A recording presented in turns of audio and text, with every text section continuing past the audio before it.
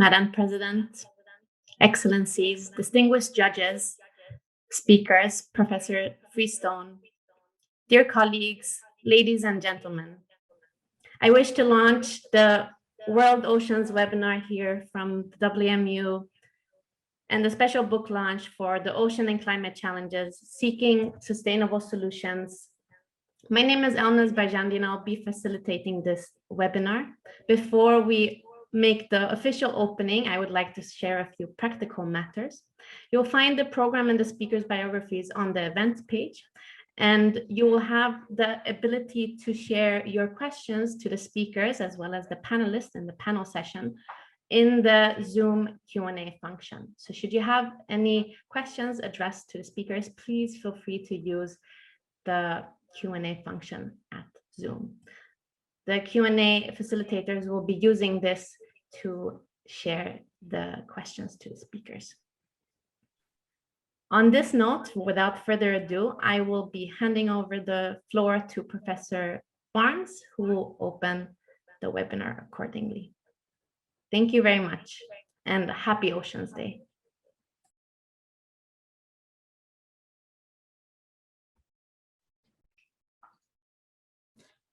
Thank you very much, Elnaz.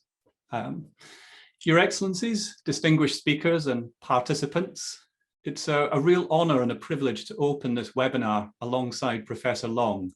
And I can think of no better day than World Oceans Day on which to gather to celebrate Professor Freestone's immense contribution to the subject of today's webinar, Oceans and Climate Challenges, Seeking Sustainable Solutions.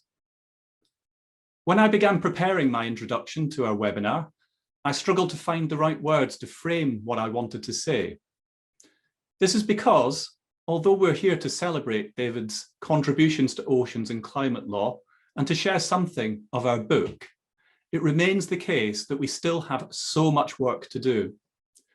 The environmental, social, legal, and policy challenges today seem to be greater now than they have ever been.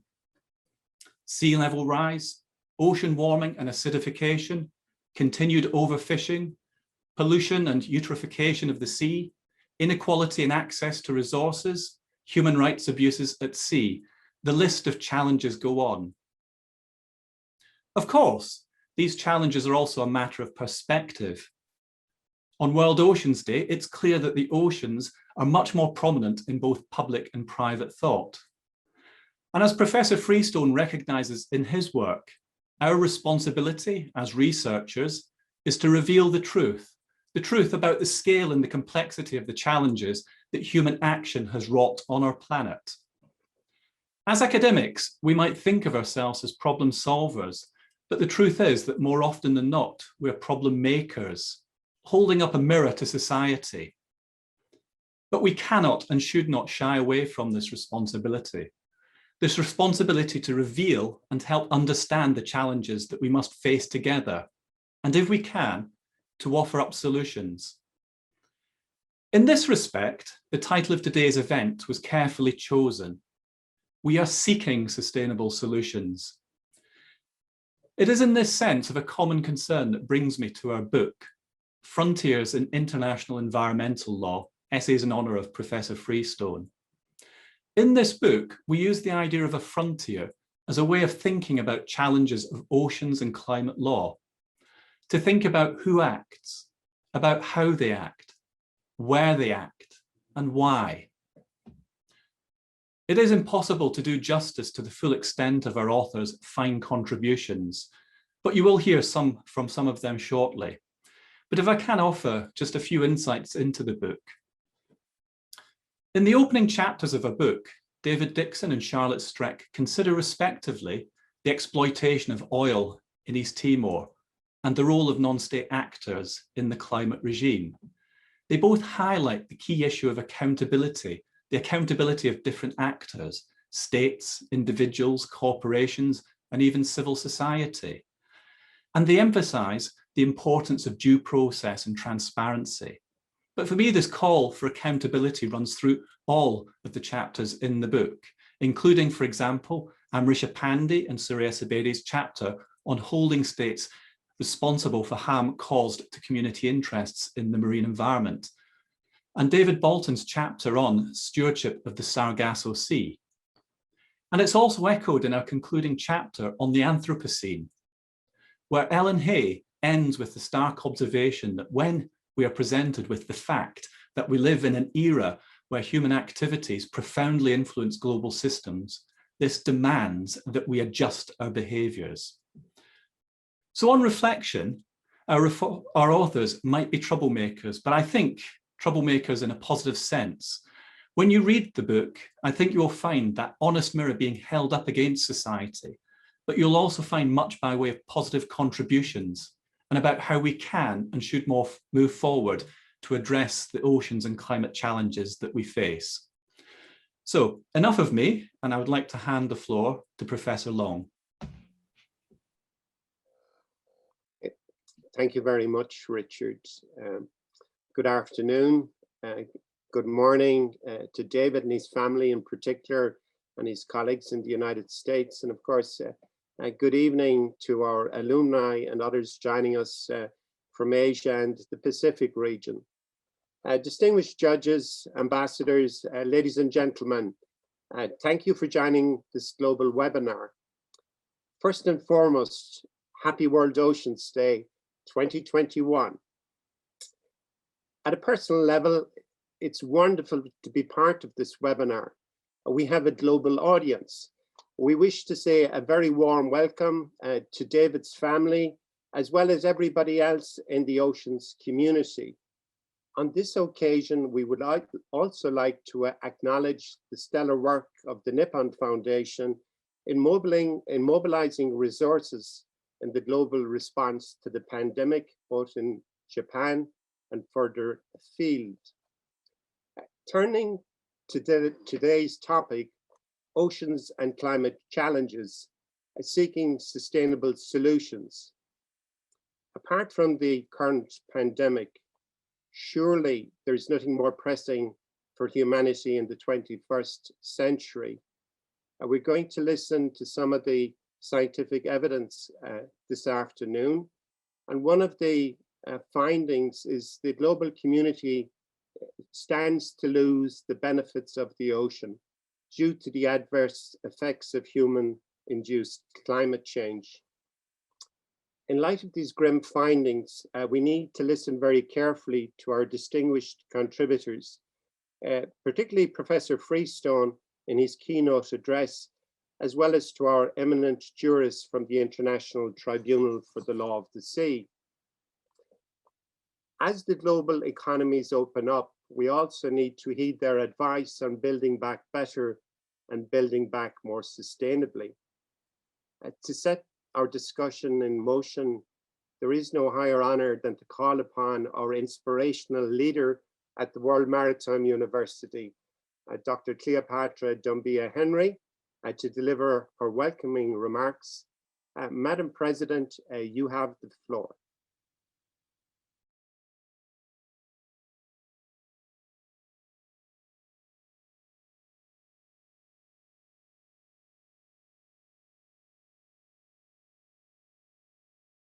Thank you very much, Professor Long. Thank you very much. It's wonderful to see Professor David Freestone, and a warm welcome to everyone. Judge Albert Hoffman, President of the International Tribunal for the Law of the Sea. Judge David Arthur, Director of the IMO's International Maritime Law Institute. Her Excellency Ambassador Mary Jacobson, His Excellency Ambassador David A. Bolton, and especially our dear Professor David Freestone again. Dear colleagues, dear participants, ladies and gentlemen, as President of the World Maritime University, I am delighted to help open this webinar on the urgent and timely topic, ocean and climate challenges, seeking sustainable solutions. What a fantastic way to celebrate World Oceans Day. Over the past 37 years, our university has educated more than 5,000 students from 170 countries with a view to delivering a more sustainable future for the world.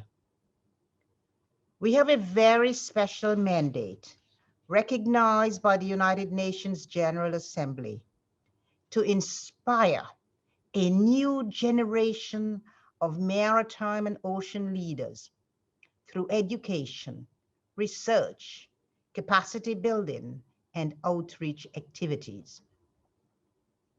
As part of the UN system, and as a child of the International Maritime Organization, WMU is the very embodiment of the concept that education is a potent catalyst to engineer sustainable economic growth, promoting diversity in all of its forms, as well as inclusive societies.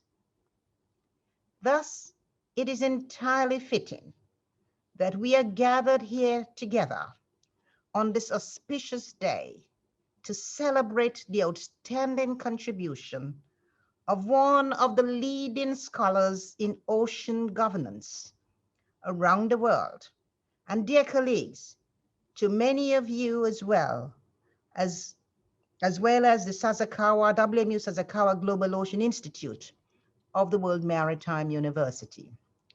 Professor David Freestone, you are a champion. We all adore you. We are absolutely delighted to do this launch with this book in David's honor entitled Frontiers in International Environmental Law, Oceans and Climate Challenges, which has been edited by Professor David Barnes.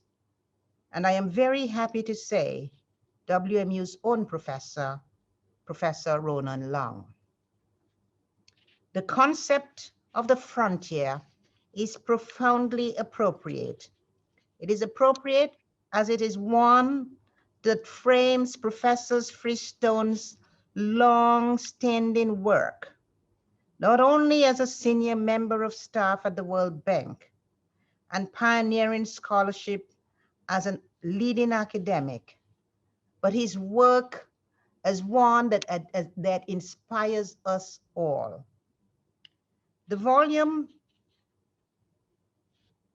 contains contributions that range from new actors in climate change regimes, challenges related to sea level rise and the impacts of climate change on established and novel regimes, connecting to the international environmental law issues.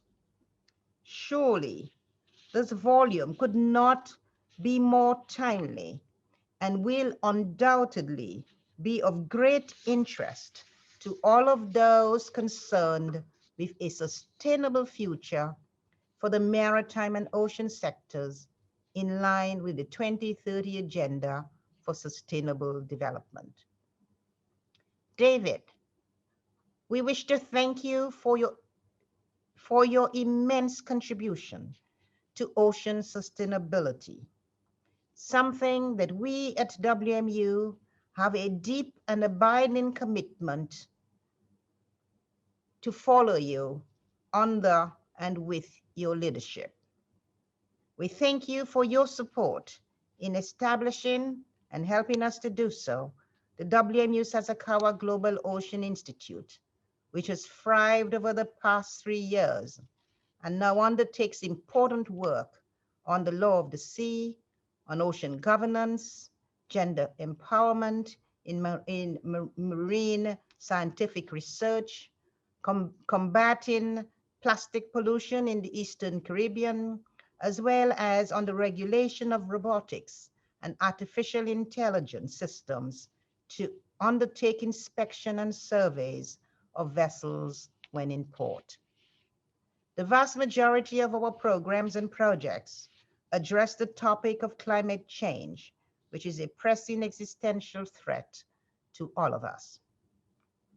I look forward with great interest to the discussions this afternoon and to hearing how we at WMU can work to improve our lives and the life of our planet.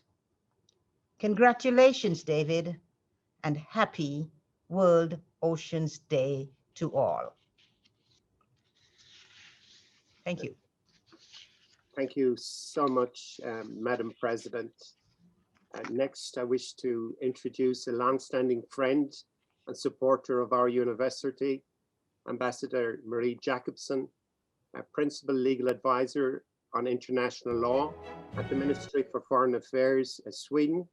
Madam Ambassador, you have the floor.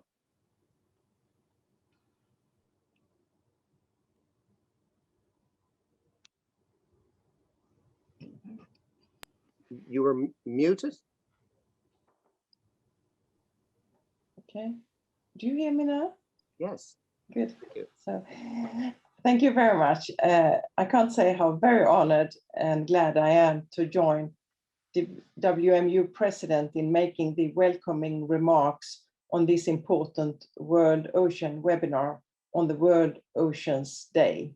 And I would like to start by thanking the president of the WMU, Madame Cleopatra Dombia Henry, also Professor Ronan Long and Professor Richard Barnes, and to all others at the WMU and the Sasakawa Global Oceans Institute for the excellent work you all are doing.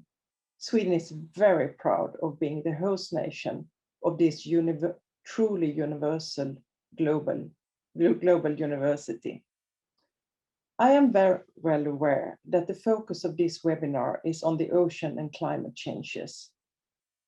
But let us recall the theme of the World Oceans Day 2021, and it is the oceans, life and livelihoods. I would therefore like to take the opportunity to direct our thoughts to all those seafarers that are victims of the present pandemic situation. Far too many of them are still stuck on board vessels without any chance to return home within a reasonably and an acceptable time. Many are not paid, and their families back home suffers from the lack of their income. The International Maritime Organization has noted, and this is also on the WMU website, that as of March 2021, it is estimated that some 200,000 seafarers remain on board commercial vessels, unable to be repatriated and past the expiry of their contract.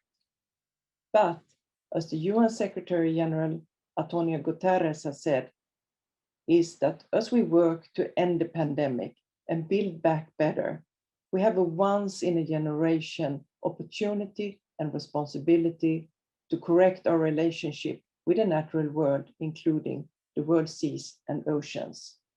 So even if the ocean as such is not suffering from the pandemic, the interrelation between climate change and the ocean and mankind's use of the oceans is not to be questioned.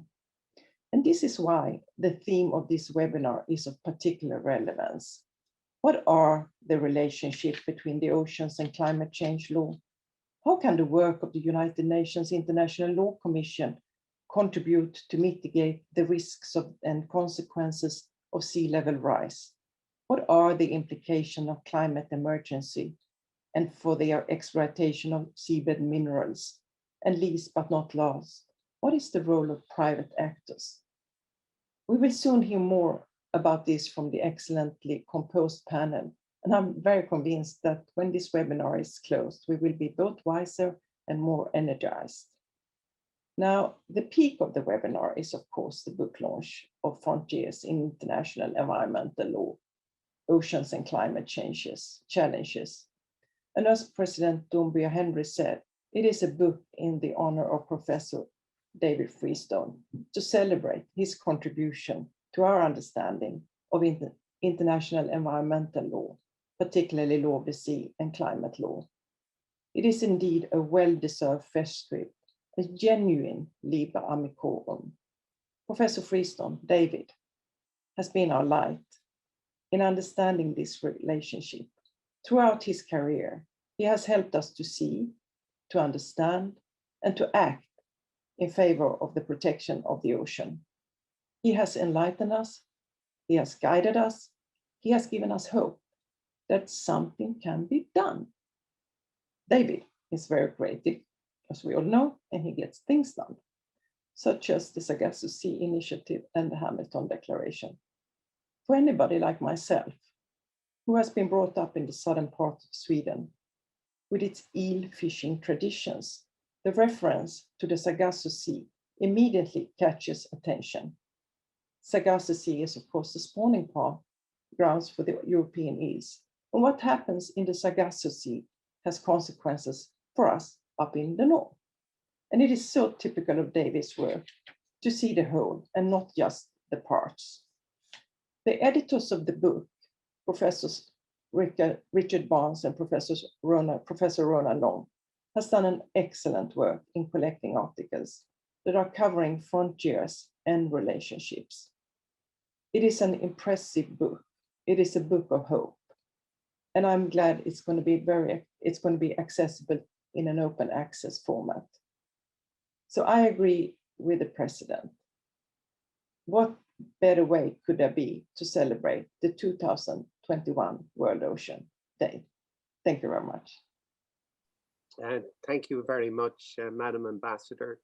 A very inspiring tribute to David, a very inspiring tribute to the university, a very inspiring tribute to our great leader, President Cleopatra Doumbia Henry. So I'm very happy that you have acknowledged that. Ladies and gentlemen, we have an extraordinary panel of erudite scholars who are all friends of David, long-standing friends. All of them have written on the subject of oceans law and indeed on the subject of climate change. And it's a great honor and privilege to introduce the first speaker, Professor Daniel Badansky from Arizona State University.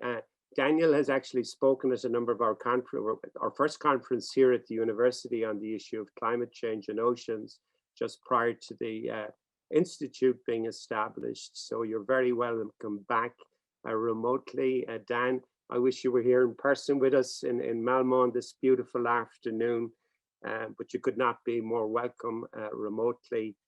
Thank you. You have the floor. And you're going to speak on a very, very important topic, which is oceans and climate change law, exploring the relationships. Professor Badansky, welcome. You have the floor. Oh, well, thank you very much. It's a pleasure to be here. I'm a little bit the odd person out because I'm really a climate change lawyer, not an ocean lawyer. I think I might be the only non-ocean lawyer here. I met David 35 years ago, when we were both involved in the negotiation of the Specially Protected Areas and Wildlife Protocol to the Cartagena Convention, the UNEP Regional Sea Convention, dealing with the Caribbean. And since then, I strayed away from ocean law and went into climate change law, but it's a pleasure to have the opportunity to be back discussing some ocean law issues in relation to climate. But my focus is going to be on it from the climate change law perspective, because that's really my area.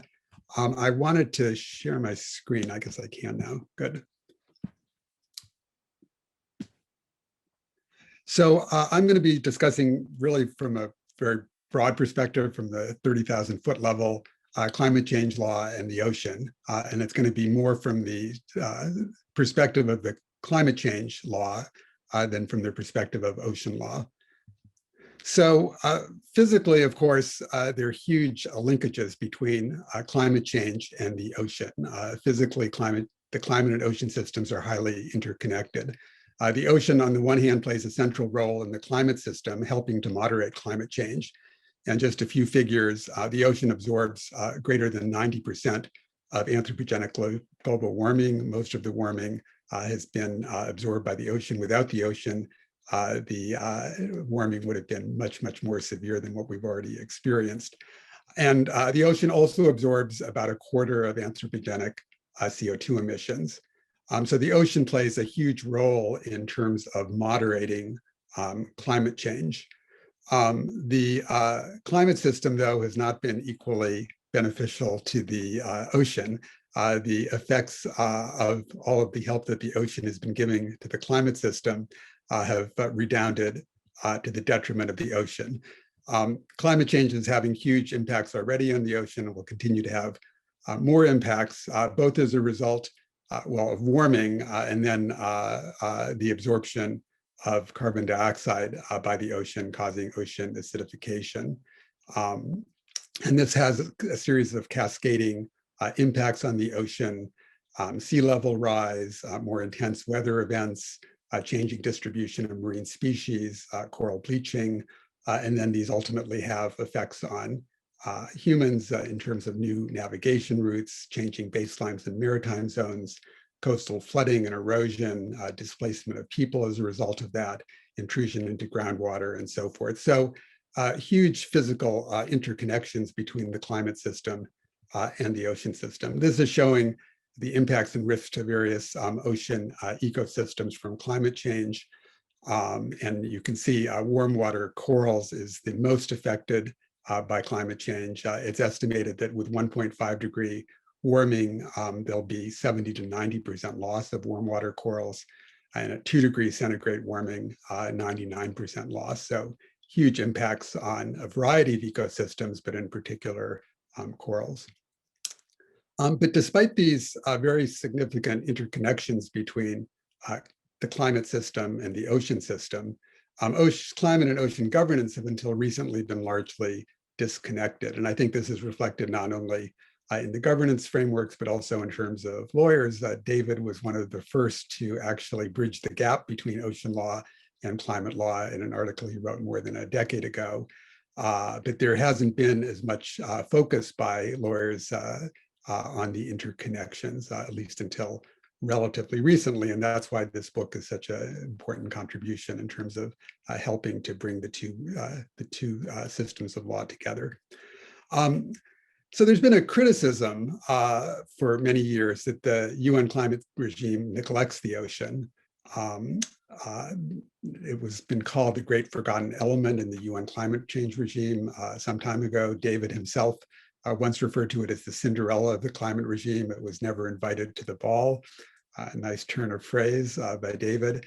And then recently, the substitute chair, the chair of the subsidiary body on science and technology of the climate change regime, said, I think truthfully, that for too long, the ocean has been largely out of sight, out of mind, largely absent from global conversations about climate change. Now, I'm often critical of the climate change regime, and I think it has many weaknesses. There's plenty of ground for criticism, but I think it is somewhat unfair, actually, this particular criticism, because it's true, the climate change regime does not include very many provisions specifically about the ocean. So that is the case. There's not an explicit reference. There's only, I think, one reference in the Framework Convention, and then there's one in the Paris Agreement, but it's really not specifically focused on. But I think the criticism is unfair because if the UN climate change regime succeeds, the ocean will be a huge beneficiary. As one participant in the recent dialogue, climate ocean dialogue that was held earlier this year said, climate action equals ocean action. The more the climate change regime is successful in limiting climate change, temperature increase, that will be hugely beneficial to the ocean. So while the climate change regime does not specifically discuss the ocean in any detail, the ocean will be a huge beneficiary. I think the criticism misapprehends the nature of the UN climate change regime to some degree, because the climate change regime establishes a general framework for addressing mitigation and adaptation, but it doesn't try to single out and focus on specific sectors or impacts. The ocean is not alone in not getting specific mention. Most other sectors, types of impacts also are not specifically mentioned in the legal texts of the regime. So the ocean is not unique to this. What the climate change regime is doing is establishing a general framework that applies to the ocean as well as to other ecosystem sectors, impacts, and so forth. the climate change regime does establish a comprehensive approach that does account for, as I'm going to discuss in a minute, ocean-based renewables, blue carbon. So ocean-based mitigation is encompassed in the regime.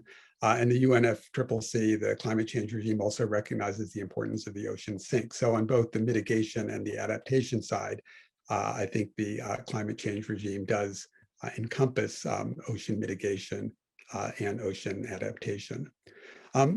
There's been, though, growing interest. But I think it is true, as I said before, that the two regimes have been largely disconnected. There hasn't been a lot of interplay between the two.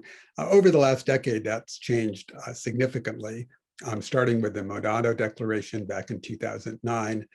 Then there have been Ocean Action Days at the climate conferences of the parties for the last decade. Chile took up the ocean issue in an initiative called Because the Ocean in 2015. Fiji, which held the presidency of the Conference of the Parties of the Climate Change Regime, initiated the so-called Ocean Pathway. And then when Chile and Spain were jointly co-hosting the COP in 2019, it was referred to by some as the Blue COP. It came on the heels of the special report on oceans in the cryosphere of the IPCC, and had a ocean focus to some degree, and led to the initiation of the Ocean Dialogue, which began earlier this year. So let me turn briefly to mitigation and adaptation. And what I'd like to do is discuss the division of labor really between the ocean and climate change regime. I think the two are complementary, and the question is which regime is best equipped to address which particular issues. So on the mitigation side, the UN climate change regime has responsibility for mitigation generally. That is one of the main purposes, two primary purposes of the climate change regime, to mitigate climate change through reductions in emissions of greenhouse gases. Could ocean law play a role in supporting mitigation in general? In theory, yes. Because greenhouse gas emissions cause marine pollution within the meaning of the UN Convention on the Law of the Sea, because it introduces energy into the ocean. And it is true also that UNCLOS, of course, also provides for mandatory dispute settlement.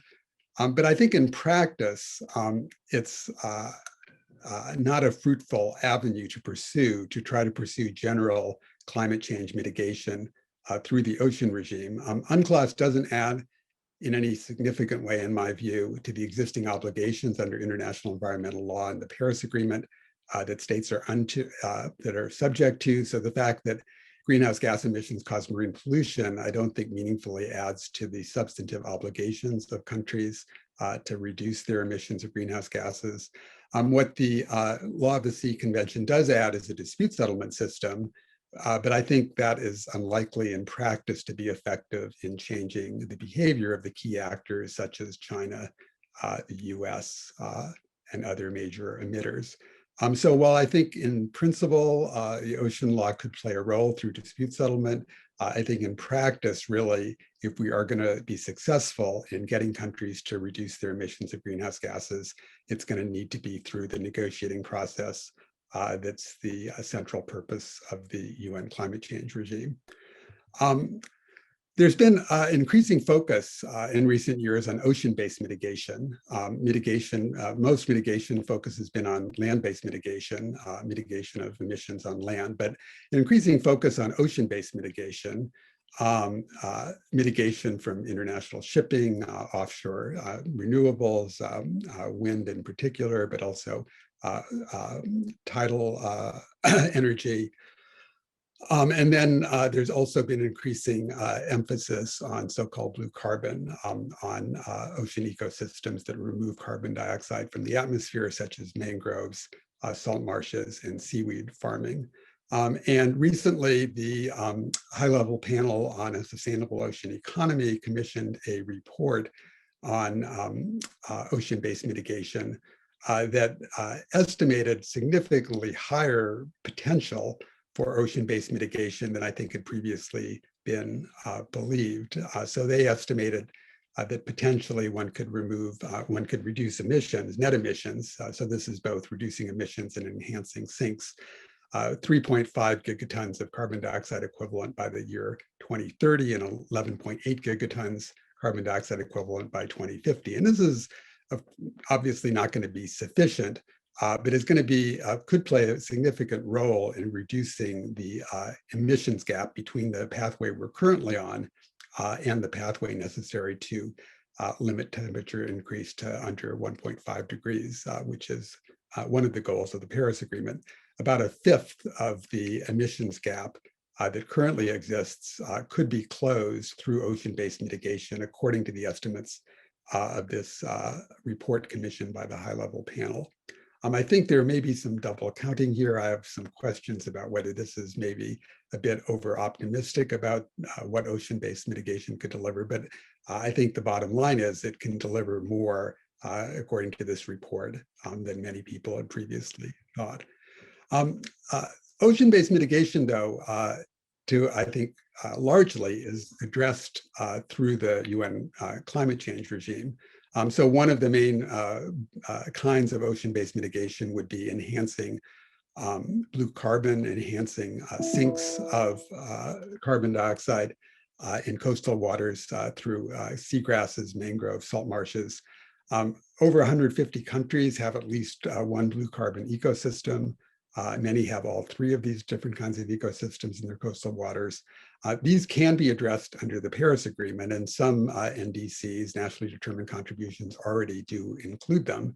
And there's been a significant effort as part of the increasing dialogue between ocean and climate governance, increasing emphasis on trying to get more countries to include blue carbon in their nationally determined contribution, to make increasing efforts to enhance the uptake of carbon dioxide by seagrasses, mangroves, and salt marshes. The one area of ocean-based mitigation that is not addressed by the UN climate change regime, in fact, which was purposefully segregated off and given to the International Maritime Organization, is emissions from maritime transport, because those kind of emissions are, in fact, problematic to address under the climate change regime. They move around, they're hard to allocate to any particular country because of the very international nature of the shipping industry. It's important, of course, in the interest of the shipping industry, to have a single regulatory framework worldwide, rather than have each different country have their own regulatory framework. So rather than try to include emissions from maritime transport in the under the UN climate change regime, the UN climate change regime itself gave that issue to the IMO to regulate. And that allows ships to operate globally under a single set of regulations that avoids competitiveness effects, and it avoids the problem of trying to allocate emissions to particular countries under the climate change regime. So that is being now addressed under the MARPOL regime. It was actually the first sector to have binding regulation in 2011 through the Annex 6 amendments to MARPOL on ship efficiency. And in 2018, IMO adopted a global goal to reduce emissions from maritime transport by 50% by 2050. One area that I think holds some potential, but has been something of a taboo topic, is the potential of the ocean to remove carbon dioxide from the atmosphere through so-called ocean fertilization, increasing nutrients in the ocean that will allow the ocean more algae to grow, which would remove carbon dioxide from the atmosphere. And then when the algae dies, it would sink to the bottom. That would at least be the theory of the ocean, to the ocean floor, and be separated out from the ecosystem in the deep ocean over long time periods, and wouldn't go back into the atmosphere. The feasibility of ocean fertilization is highly contested. Whether it would have adverse effects on the ocean is also a point of contention. Along with ship-based emissions, emissions from maritime transport, which have been given to the IMO, ocean fertilization has also been addressed outside the climate change regime through the regime dealing with ocean dumping, the London Protocol, which adopted an amendment in 2013 to prohibit ocean fertilization except for legitimate scientific research authorized by a permit. So the two areas of ocean-based mitigation that have been addressed outside the climate change regime, ship-based emissions through the IMO, and ocean fertilization under the London Protocol. But otherwise, I think the UN Framework Convention and the Paris Agreement do try to establish a comprehensive approach which would be able to encompass other types of ocean-based mitigation.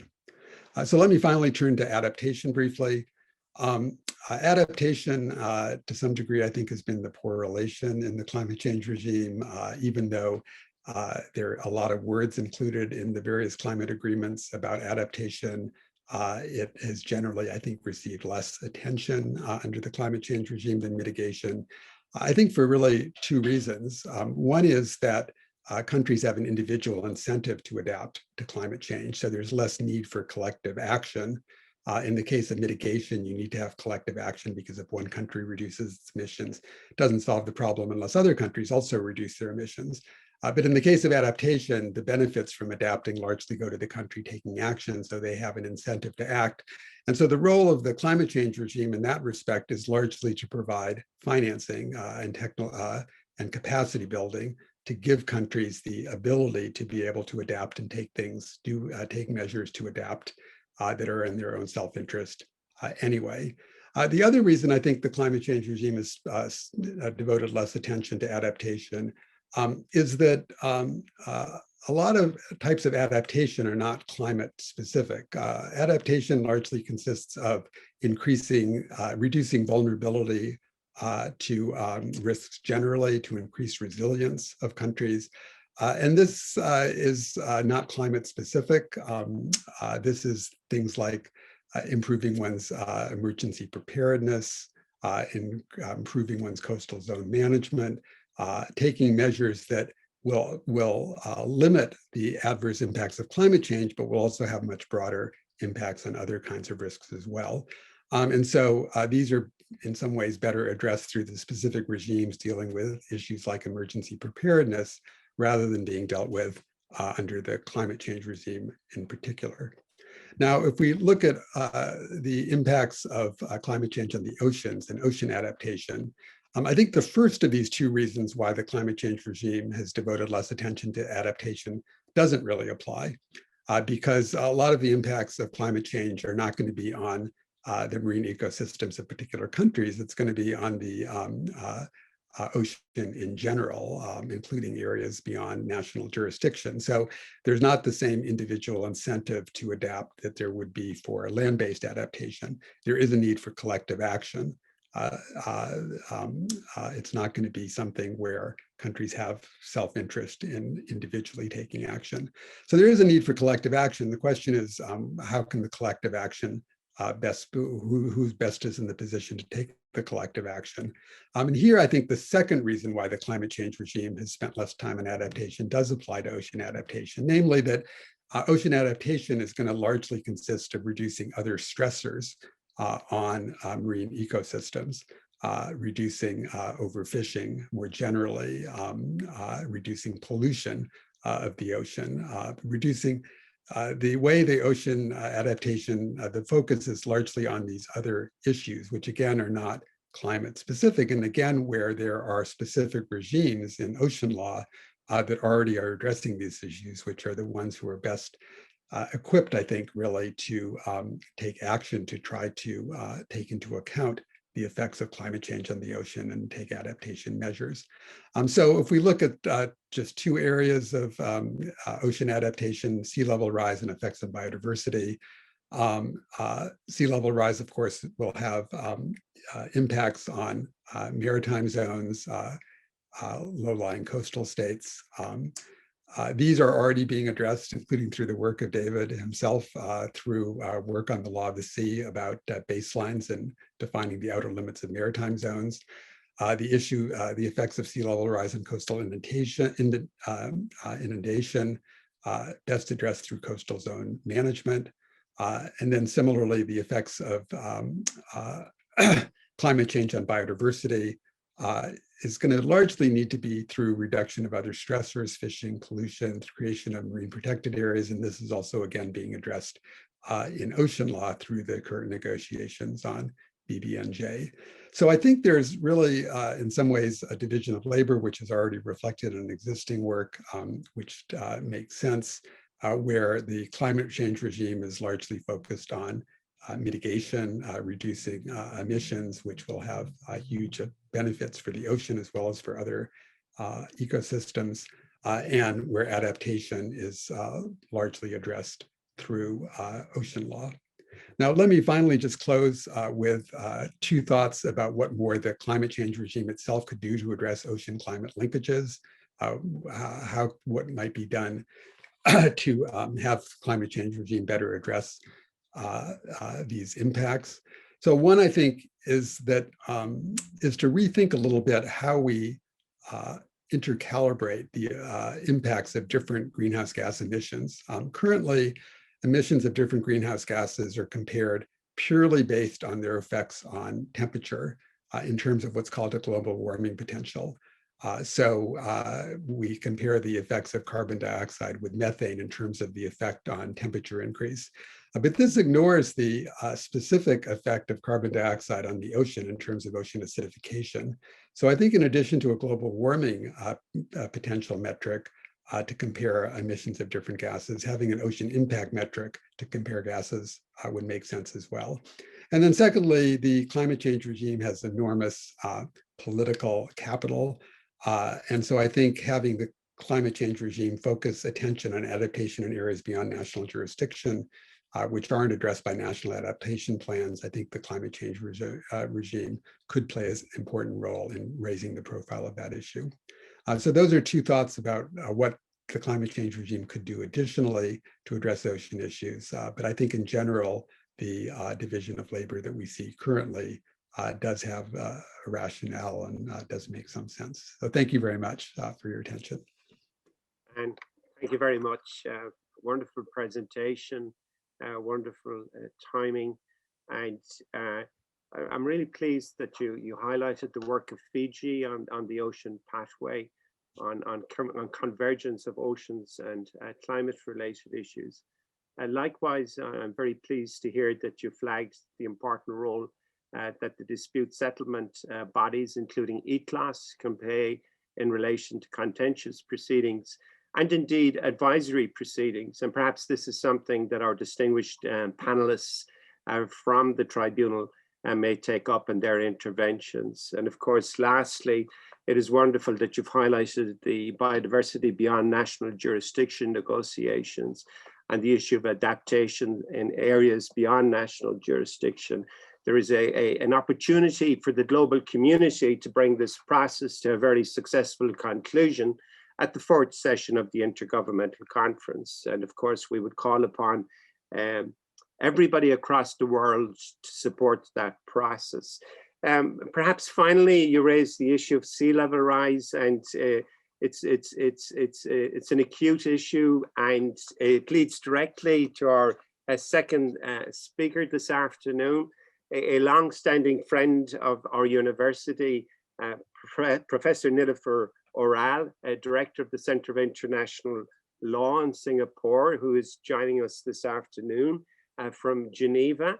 And she's going to speak on the work of the International Law Commission in the context of sea level rise as a pressing concern of the international community. Professor Oral, because of your unique position, I don't think we could have anybody in the world to make such a contribution this afternoon. You're very welcome back to the World Maritime University. You have the floor. Thank you. Well, thank you so much, Ronan, Professor Long, for your very generous words. I cannot tell you what an honor it is to be invited to this event by yourself, and how lucky I consider myself to be your colleague, and of course always a friend of the World Maritime Organization. And indeed, this is a special day on Ocean Day, and happy Ocean Day to everyone, to be launching Professor David Freestone's Festschrift, Frontiers in International Environmental Law. And I think the president of the World Maritime University said it. He truly is adored and admired by many. And I consider myself extremely fortunate to know him both as a mentor and as a dear friend. So David Freestone's contribution to the field of international law for the ocean, environment, and climate change could fill even more volumes and have than this one voluminous book, which I'm so honored to have contributed to as well. May I take the opportunity to thank the entire team of the World Maritime University's Sasakawa Global Ocean Institute, and in particular Elnaz Barjandi for their excellent efforts. So today I'm going to talk about a topic which David Freestone counts among the pioneers, one of the first to study the great challenge of sea level rise for international law. Climate change in the ocean, specifically sea level rise, certainly is one of the new frontiers for international law.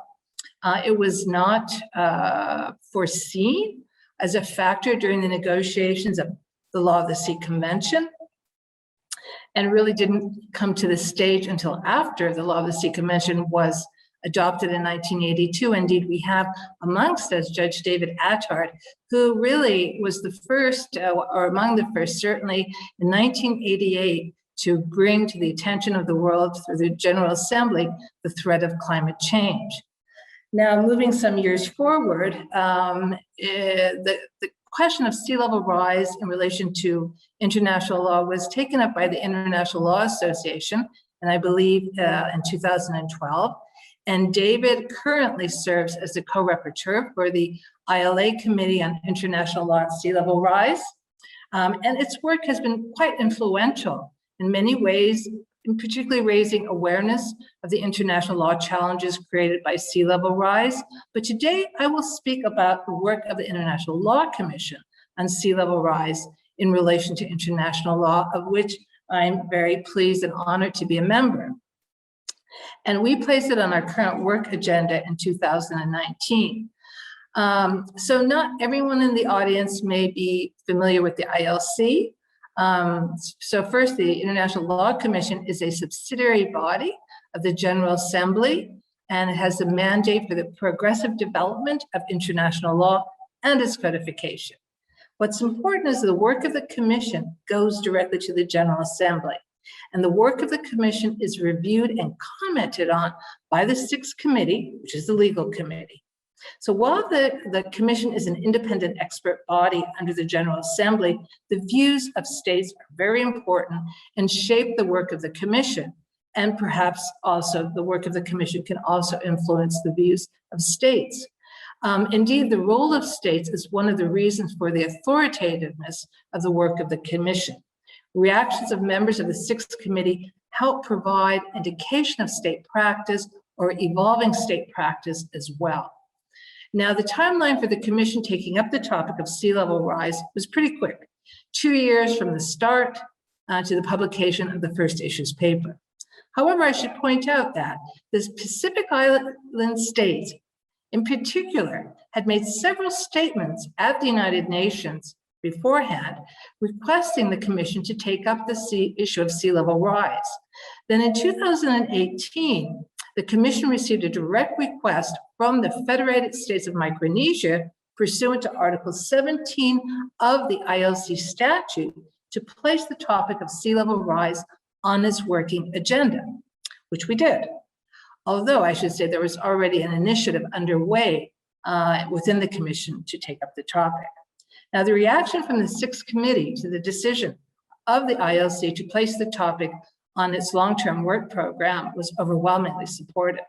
I believe it was in 2018 or perhaps 2019, we had over 100 statements, comments made, of which the vast majority were very favorable, although with some caveats. Of course, state parties to the Law of the Sea Convention are concerned that the Commission not try to change the convention, but states recognize the importance of this issue, the urgentness, and the appropriateness that the Commission to take this issue and put it on its agenda. So just to give you some examples, for example, Jamaica stressed that providing clarity on the underlying general principles of international law and customary norms, and suggestions as to how the law might be progressively developed on various issues in relation to sea level rise would be a welcome and valuable contribution by the Commission. Belize also stated the Commission would need to look beyond existing law and listen to the voices of the most vulnerable states in progressive development of international law. Estonia was of the view that it was necessary to consider unconventional solutions, and the United States expressed its position that it generally considers maritime boundaries established by treaty to be final. There are many more statements, but these are official statements made at the United Nations and will be influential in shaping concrete solutions by the international community, not the ILC, it's the international community concerning sea level rise. So the first issues paper was co-authored by myself and my co-chair, Bogdan Oresco. And while we completed it in 2020, because of the pandemic, the Commission was unable to meet. So we met for the first time in 2021. And I'm happy to say that the study group held its first meeting in Geneva. That's where I am right now. And now it's the core study group is made up of 5 co-chairs, but the open-ended study group now has an additional 23 members of the Commission, and our meeting on this will continue in July, and of course, into the next year as well. And so one of the core issues, of course, concerns the fate of maritime zones and their entitlement. Should either the baseline disappear, from which all maritime zones are measured, or an island that is fully entitled to all maritime zones devolves into a rock under Article 121 of the Convention, paragraph 3, or turns into a low tide elevation and gets no maritime zones, or disappears entirely. A strict reading of Article 121 and paragraph 3 would mean that an island that has become uninhabitable because of sea level rise and the resulting loss of territory, or even because seawater infiltration contaminating its freshwater supplies, could possibly lose its exclusive economic zone and continental shelf entitlements. So just to give an idea, if a baseline is inundated, and it's not clear, if the view is that the baseline would have to be redrawn landward, this would shift all the other maritime zones that are based on that baseline landward as well. This is not a minor issue, and it could have very serious repercussions, which are detailed in our first issues paper. But just to give an example, what if part of the exclusive economic zone of a coastal state moves landward and part of it becomes high seas? What does this mean for fishery access agreements? What about marine protected areas that have been, we have some particularly specific islands have very large marine protected areas. There are many, many consequences, and I've just named a few. There's also the situation of archipelagic states. Rising sea levels could affect their ability to use an archipelagic baseline. It's a very complicated formula, but the loss of an outlying island or drying reef could alter this, and it could mean losing a great deal of archipelagic waters. And this is not a theoretical issue. The Maldives has raised this concern in its submission to the Commission that it would have to redraw its archipelagic baselines. So the consequences are not only dire for coastal states or island states, but impact the international community as a whole. And indeed, a common thread in the statements of many states who have spoken or made comments concerns the preservation of stability, predictability, and certainty. In relation to the law of the sea, maritime boundaries change. This has enormous implications for the stability, predictability, and certainty of international relations. The negotiation of maritime boundaries can be amongst the most challenging, sensitive, and lengthiest of negotiations. Will the loss of a baseline or the diminution of an offshore feature because of anthropogenic climate change upset this delicate balance? How about maritime boundaries that have been settled through third-party adjudication? Are these to be relitigated? So as I conclude my brief comments, the International Law Association Sea Level Rise Committee, and again, which David is a co-rapporteur, has laid a very important foundation in favor of maintaining existing lawfully established maritime boundaries. And this has influenced the states, such as in particular the Pacific Island states, that have expedited their maritime boundary negotiations and agreements. The ILC takes this work to the General Assembly and directly to states. Any lasting solution for this very real threat to the existing legal order and any legal solution to maintaining stability, certainty, and predictability needs to have widespread acceptance by the international community as a whole. And this requires the active participation of states. And this is why the work of Commission is an important step. However, ultimately, the solution will lie with the states. So I thank you very much for this opportunity to participate in this very important and meaningful event. Thank you. Nilufer, thank you very much, and indeed hugely insightful. And I would commend the issues paper. We use it in our university. It is beautifully drafted, and it raises a whole range of issues, which again, David, I think, is going to address in his keynote presentation. I'm very happy to see that we're on schedule. We have the opportunity for those in the global audience to post their questions, and we would hope that you would do so. And it's a privilege now to introduce our third and final speaker for this particular session, who is Emeritus Professor Robin Churchill. He's known to everybody in the Law of the Sea community. And indeed, he was co-author with David on one of the first books on climate change and oceans-related issues. Robin has recently retired from the University of Dundee, but he's busier than ever, and his presentation will address the implications of the climate emergency for the exploitation of seabed minerals. Professor Churchill, welcome. You have the floor. Thank you very much, Professor Long, for your kind words. And I'd like to thank the organizers of this webinar for inviting me to speak today.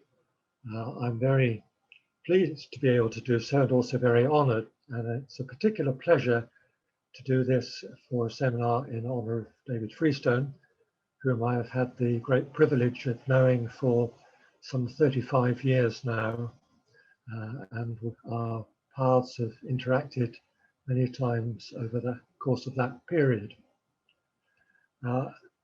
As you will see from the program, I have tweaked the title of my contribution a little bit. It's now called The Climate Emergency and Its Implications for Offshore Oil and Gas Activity, What Role for International Law?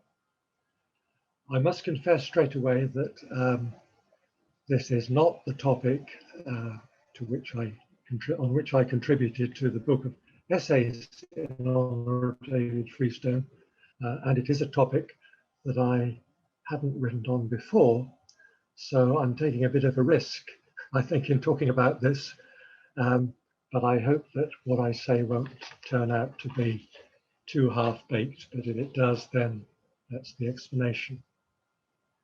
Could I have the next slide, please? In 2018, the Intergovernmental Panel on Climate Change produced a report entitled Global Warming of 1.5 degrees centigrade. And in that report, the IPCC said that in order to meet the Paris Agreement target of 1.4 degree centigrade reduction in emissions of CO2, of greenhouse gases compared with pre-industrial levels, there would need to be a substantial reduction in the burning of fossil fuels.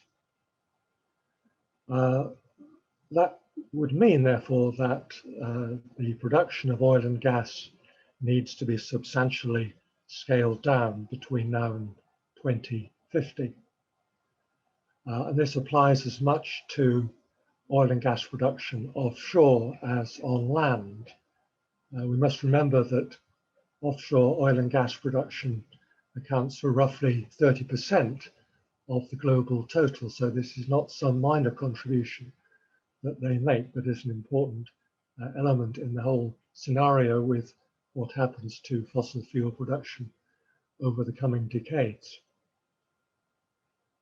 Given that the life expectancy of an offshore oil field is somewhere in the region of 20 to 30 years typically, and given there's always a gap between discovery and production, that would suggest that exploration for offshore oil and gas needs to end now. When I offered to talk on this subject several weeks ago, this was what I was planning to say, and very fortunately since then, and quite fortuitously, the International Energy Agency has come to my support, because a couple of weeks ago it published a report called Net Zero by 2050, a roadmap for the global energy industry. And in that report, it says there is no need for any new source of oil or gas. In other words, there is no need for any more exploration required for oil or gas. Next slide, please. Can I have the next slide, please? Thank you. Nevertheless, in spite of that, governments are still continuing to issue new exploration licenses and foresee future licensing rounds. For example, in the part of the world where I'm speaking from, Northwest Europe, both Norway and the United Kingdom foresee future rounds of licensing for new sources of oil and gas. And from press reports that we've all read, no doubt, over recent months, we know that exploration is ongoing in the Eastern Mediterranean. And because of the absence of delimited continental shelf boundaries, is causing friction just in itself.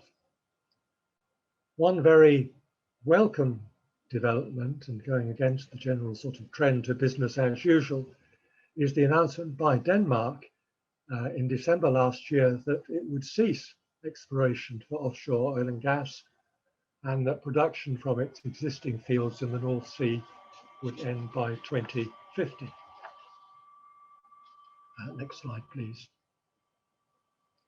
So how can we address this issue and try to put an end to more exploration for offshore oil and gas?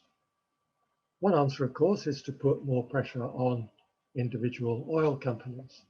And just in the last few weeks, we've had several examples of this.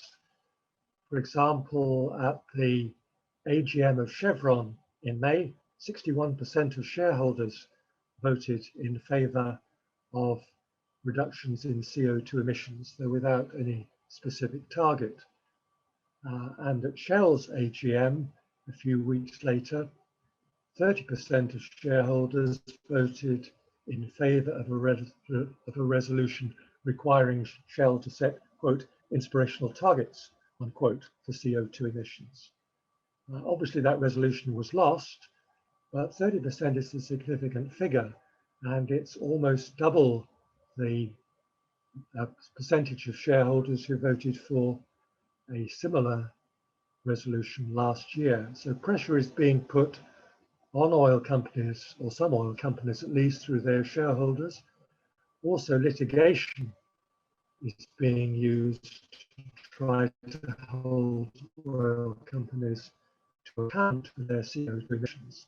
So there was a notable judgment last month by a Dutch court, which held that Shell's policy to reduce CO2 emissions by 20% by 2030 was inadequate, and ordered it to cut those emissions by 45% by 2030 compared with a 2019 timeline. I understand Shell is going to appeal against that, so that may not be the last word. But as well as oil companies, we need to think about states and their governments, because as long as governments continue to invite applications for new exploration licenses, it's likely that there will be companies wanting to bid for them. Next slide, please.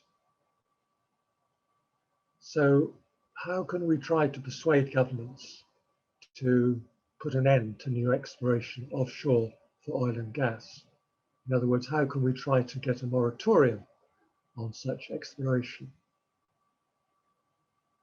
Offshore oil and gas activities are rather unusual amongst most users of the sea because they don't have an obvious intergovernmental organization to address issues concerning them, unlike, for example, fisheries, shipping, deep sea mining, or marine scientific research.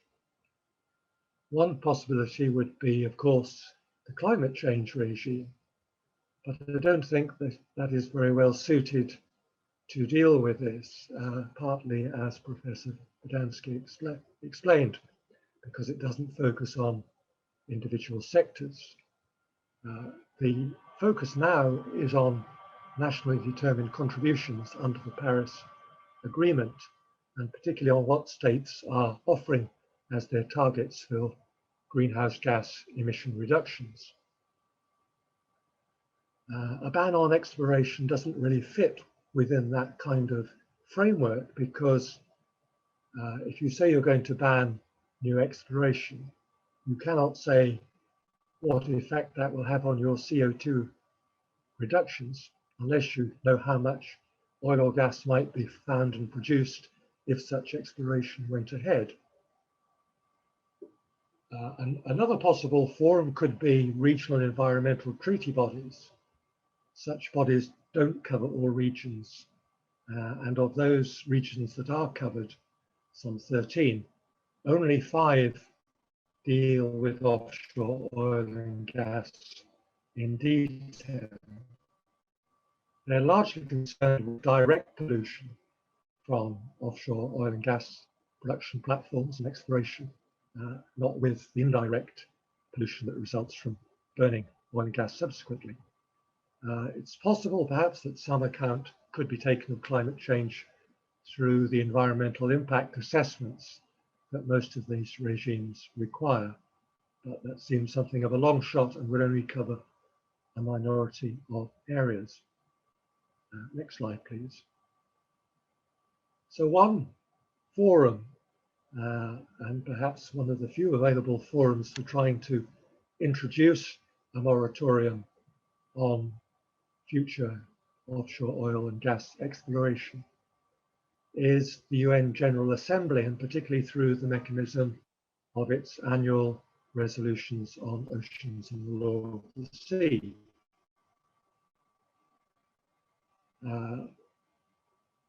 There is some encouraging precedents for such a moratorium in the moratoria introduced for large-scale drift fishing around about the turn of the century, and more recently, the moratorium on deep-sea trawling in the vicinity of vulnerable marine ecosystems.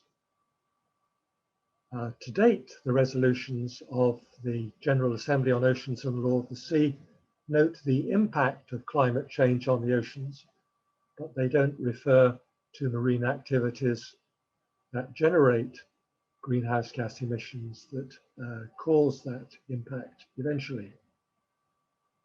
So it would be something of a sea change to introduce a moratorium of this kind in the General Assembly, and obviously it requires a group of like-minded members to propose such a measure.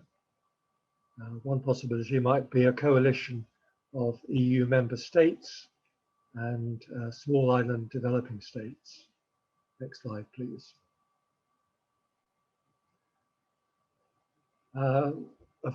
In taking steps for a moratorium, we could always start with small measures and propose a moratorium on exploration on the continental shelf beyond 200 miles.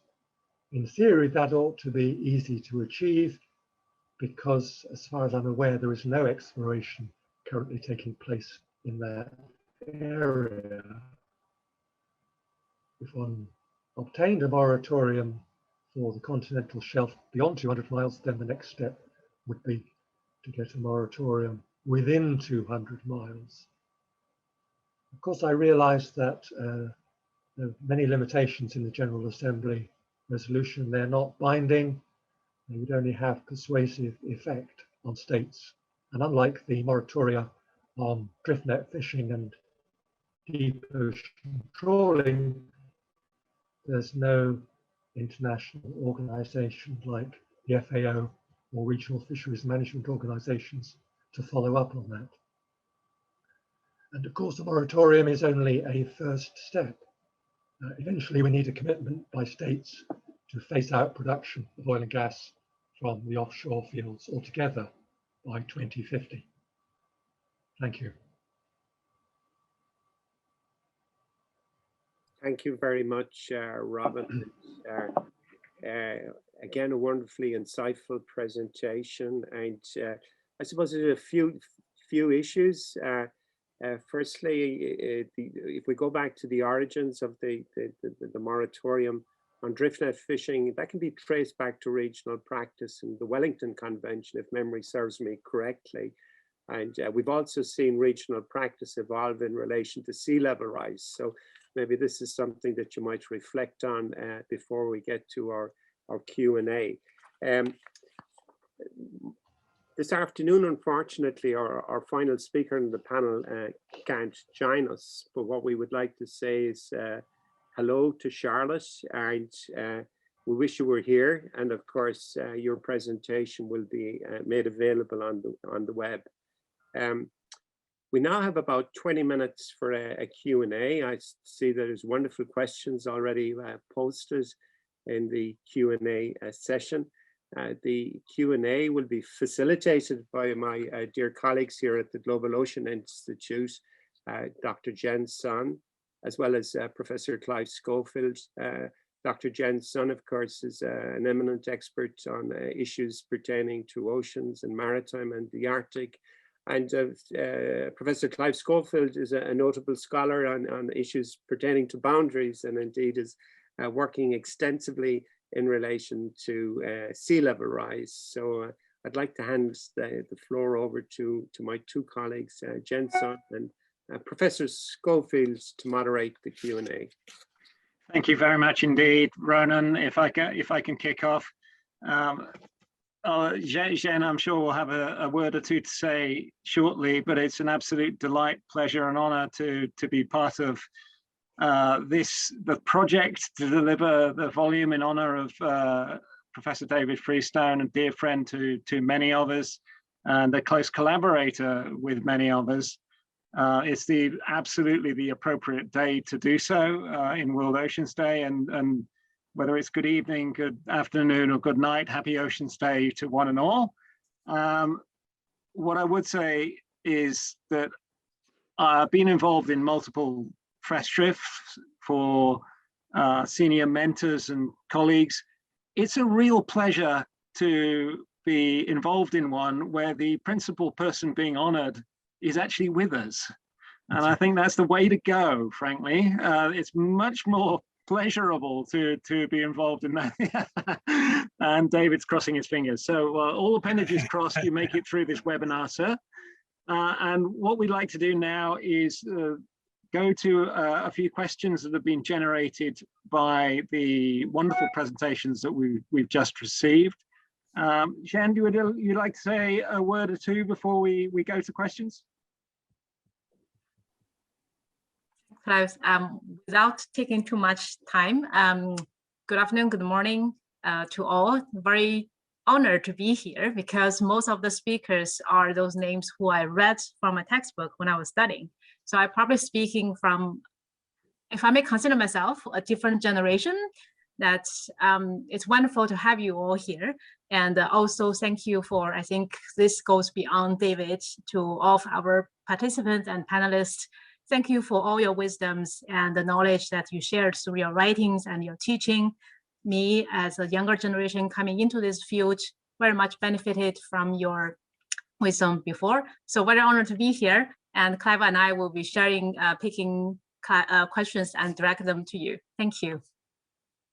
Okay, so what we'd like to do for our wonderful panelists is direct one question to each of you in turn, and David can sit back, relax, and watch the interrogation and see what the answers may be. Now, for Dan, Professor Badansky, if I may, one question to you, which I'll go to one of our own PhD students for this, Andrei Poljak. I think he's asked a really good question here. Could you briefly discuss your thoughts on why the technology transfer mechanism in UNFCCC seems to be working better than the counterpart under the United Nations Convention on the Law of the Sea? Thank you. Well, thank you, Clive, and it's a pleasure to see you here today too.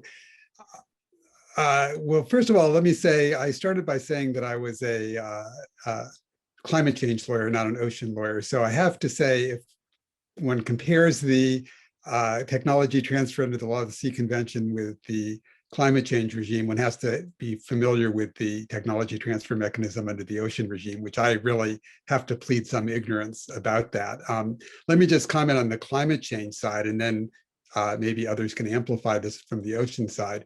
The climate change regime has devoted quite a lot of effort to technology transfer and now has developed a significant institutional infrastructure dealing with technology transfer. So I guess a question I would have for the ocean law experts here as to whether there's a similar institutional kind of capacity on technology transfer on the ocean side, or whether it's more simply an obligation on states without a lot of institutional support. But on the climate change side, there's a technology mechanism governed by a technology executive committee. There are regular technology needs assessments that countries do to identify what their technology needs are. There's a network of technology centers around the world focusing on technology transfer issues. So I would say, I guess I'm not so sure the technology transfer has been all that successful in the climate change side, but to the extent it has been successful, I think the fact that there has been not just some obligations in the Framework Convention and the Paris Agreement, but also a significant effort to develop an institutional infrastructure plays a significant role. Thank you very much indeed for that response. I will come back to you with another question in a moment, I hope. But Professor Oral, Nilofer, it's a delight to see you across two meetings at once, almost overlapping webinars. I know we've been both we've been in the Aegean this afternoon, which would have been perfect for World Oceans Day, but hey, we're back in the Baltic now, I'm afraid. And I do have a question for you myself, but I won't abuse my chair's rights right at the moment. Instead, I'll ask a question from Masanori Kobayashi, and I hope I didn't mangle that too badly. Really, it's a question about the stability of baselines, limits, and boundaries. And is it correct to understand that there is no need to amend the United Nations Convention on the Law of the Sea in order to fix the outer limits of maritime zones, even though the baselines may fluctuate as in response to sea level rise? And it's really also a question about I suppose, the obligation under the convention to deposit information with the United Nations Division of Ocean Affairs and Law of the Sea under the terms of the convention, at least for straight line type baselines under Article 16 and Article 47. So I wonder if you had some thoughts on that, Nilofer. Thank you, Clive. It's always such a pleasure, always to see you. And indeed, today we were in Rhodes and now we're in Malmo. The miracle of technology. Yeah, without moving. Of course, I think this is a question that you should be answering, especially as former dean of the law school. It's really a question for David, to be honest. Yeah, it really is. I think so. We should let David answer that. But that is really a very important question, and I think the question is broader, not just about continental shelf, which we know Article 76 does provide for language and permanency, but there are certain conditions as well. Even that is not unconditional, but when it comes to exclusive economic zones and other baselines, this is the big question. And this is what we're trying to answer. And that is why I made mention, of course, of the important work of the International Law Association, which Clive is also a member of. and where they concluded with the recommendation for maintaining either the baseline or the outer limits. But we don't have, I mean, the Law of the Sea Convention is not clear on this point at all. And this is why the International Law Commission is taking this up as well, because this is where states are so critical. It's whether the Law of the Sea Convention would need to be amended, whether there need to be some additional protocol, whether it could be done through a resolution or state practice, development of customary international law. These are big questions, but we really have to start working on them very quickly. The Pacific Island states they have been, and again, I do think they were very much influenced by the work of the ILA, and also there was a grant given through Australia, I know, to be expediting negotiating the maritime boundary agreements, wherein they're using language that would make those boundaries, shall we say, permanent or not subject to change. I mean, I don't want to go into detail on this, but it's a big issue. So, and I hope David Freestone may be able to answer that in even more detail, but I will stop here. Thank you so much.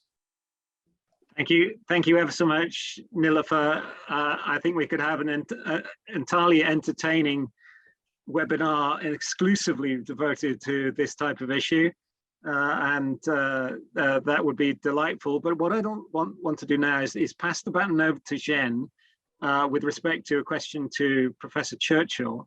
And the reason I really want to do that is that Jen has asked her own question to Robin. And I want to see whether Jen will abuse her chair's rights and ask her own question in preference to, I think there's another one in the chat. Jen, over to you. Thanks, Clive. I will do this by order of time. I think since I typed it in first, maybe that's my criteria, but I will combine with the second question. So thank you, Professor Churchill. I really enjoyed listening, and I personally vote for the discussion of a potential moratorium on the new lessons. I do wonder in practice, those kind of measures or sharp changes might be doable for big countries or developed countries. But what happens to, less developed countries are currently heavily relying on those offshore industry to support their economic development. And this has been the ongoing discussion to address the question of equity in sharing climate obligations. I'm aware that many developing countries are still holding the opinion that they are under pressure to give priority to environmental consideration over their own national development needs. And I think the question coming from Professor David On is related. His question relates to the current challenge ongoing under the Norwegian Supreme Court decision that a local NGO and the Norwegian Charter of Greenpeace presented a case against the Norwegian government decision opening a new concession in this area, and whether this decision is against Norwegian's climate change obligations. So I think it's related on the government's obligation or opportunity to stop issuing new lessons. Thank you.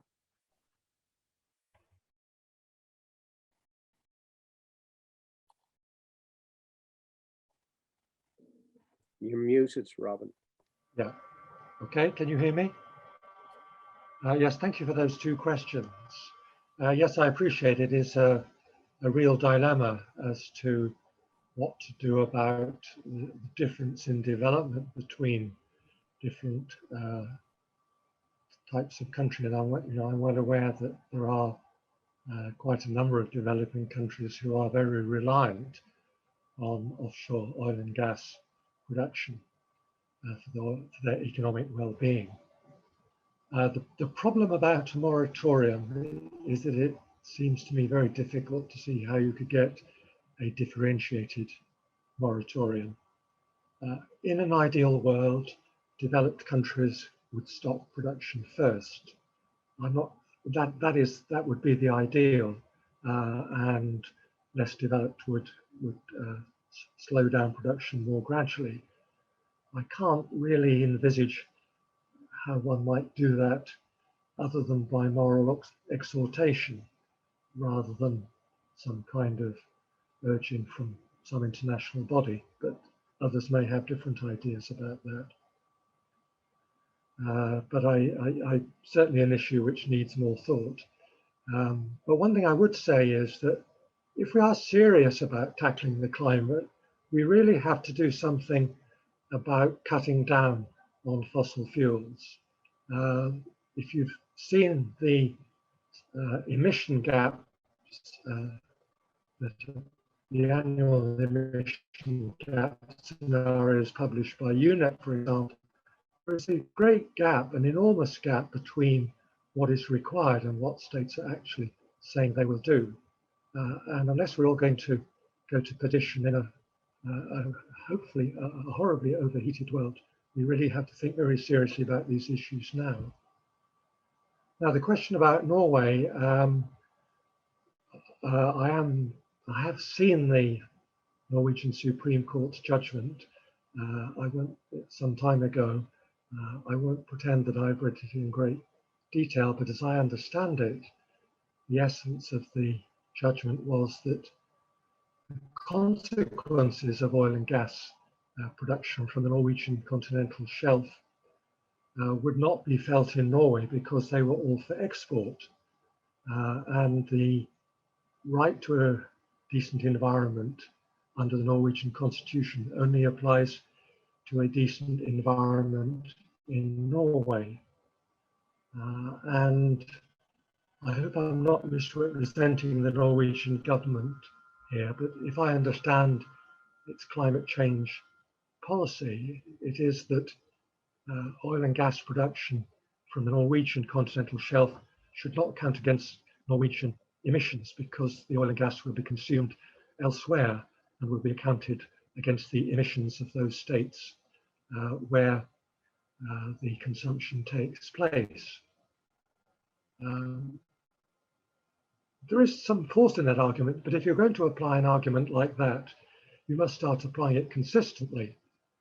And all of us who import consumer goods made in China, for example, should be counting the emissions used to produce those goods in China against UK, Norwegian, and other country emissions. So it seems to me that if you want to have a policy about the ultimate consumer is the person who is responsible for the emissions, then you have to be consistent about doing that. That's all I'm going to say for the moment. Thank you very much indeed, Robin. There are a host of questions that we're going to try and fit in. I think there was sort of two questions in one to you, Robin. So I'll reverse the order and go back to Nilufer. I typed my own question into the chat or the Q&A. You mentioned, the Pacific Island states in particular and other small island developing states feel an existential threat, and a threat to not only their territory, but the maritime entitlements, including all of the valuable marine resources, which are fundamentally their developmental opportunity, both now and into the future. You mentioned some caveats from states. I wonder in their responses to the idea of maintaining entitlements, I wonder whether you could expand a little bit on that, Nilufer, and give us some insight into, is there opposition, do you perceive, to the idea of maintaining maritime entitlements? Thank you very much, Clive. That is a key issue. What we've heard so far is really echoing the need to maintain stability, predictability, and certainty.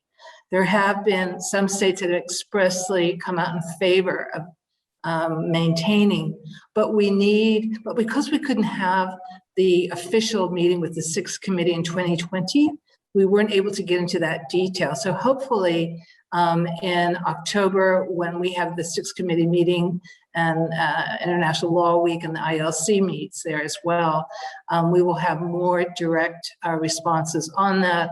And also after we submit our interim report as well. So we'll have better clarity on that, but we would hope that this would be something that would be favorably looked on, but we'll see. One thing we really need is state practice. And so we've really made a call for more information on state practice. So stay tuned. And I hope to have a better answer to your question within, a little bit later on, shall we say. But yeah, that's all I can say. Yeah, it's a work in progress. Understood. Thank you very much for that. That really quite open response to the question. We do need more information from states and more input as to their views. I know we only have a little over 5 minutes left of the session. So in terms of questions, I'm just swapping between different, for Professor Badansky, I don't know whether you've had a chance to look at Mohammed Humran's question in the Q&A. In the way I interpret it, the question is around the impacts of emissions on the ocean and the disorder in the international community harming the marine environment. How can we use and apply laws to stop the superpowers from harming the maritime environment around the world? I realize this is quite a broad question to pose. About the rule of law. Yeah, I guess I interpreted that question perhaps to be focusing on my comment on ocean fertilization, but maybe it was more general. With respect to ocean fertilization, in particular, that's increasing the nutrients in the ocean to try to have more uptake of carbon dioxide. There's a significant concern about unilateral action because many climate engineering techniques, including ocean fertilization, could be undertaken by a single country and be making decisions unilaterally that would then have tremendous global impacts. So that's been one of the concerns with climate engineering generally and ocean fertilization in particular. I guess on that question, my view at this point is that what we need to do is better understand the feasibility and risks involved. So there's a need for research. We need to understand what it would entail before we start trying to figure out what kind of governance would be most effective in and most legitimate in governing it. So with respect to that particular action that superpowers might be able to take, I think it's premature to try to be discussing the governance issues before understanding the technical aspects of it, which requires more research. I guess in general, this is of course a general problem of international law as to how to limit actions by big states. I think the climate change regime has taken the approach that it's not going to be effective in trying to dictate to states and tell them what to do, because climate is such a important, so many different human activities contribute to climate change, and it's so close to national sovereignty that it's going to be not a very effectual way of trying to limit state action by dictating to them. So instead, it tries to take a bottom-up approach to try to encourage action. I think the initial signs have been encouraging. In fact, China and US have worked well together on the climate issue, leading to the Paris Agreement. And it's actually one of the relatively few issues where there's still significant cooperation between the US, China, in terms of the road to Glasgow to the next COP. If I could just take 1 minute to comment on something Professor Churchill said, which I thought was a really interesting presentation. But I think he pointed to a more general problem in the accounting approach of the climate change regime, which focuses entirely on where the emissions take place. So it's not where the oil and gas come from, where it's extracted from, where the coal is extracted from. It's not where goods are produced. It's not where goods are consumed. It's where the emissions take place. And so if you're doing offshore oil and gas, it doesn't count against Norway, that extraction. It counts against the country that purchases the oil and gas and actually then burns it and emits it. It's not the consumer, it's the emitter that's docked for those emissions. And similarly, if you have huge amounts of consumer goods produced in China that are then exported to Europe and the US and consumed there, those emissions don't count against the US and Europe, they count against China, which was where the emissions take place. And so that puts the entire responsibility on the emitting state, when in fact, much of the responsibility, I think, should be borne by the producing state of the fossil fuels and by the consuming states of the consumer goods. So I think that's a more general accounting problem under the climate change regime that doesn't necessarily focus attention on a lot of the drivers of the climate change problem. Thank you very much, Dan. Much appreciated.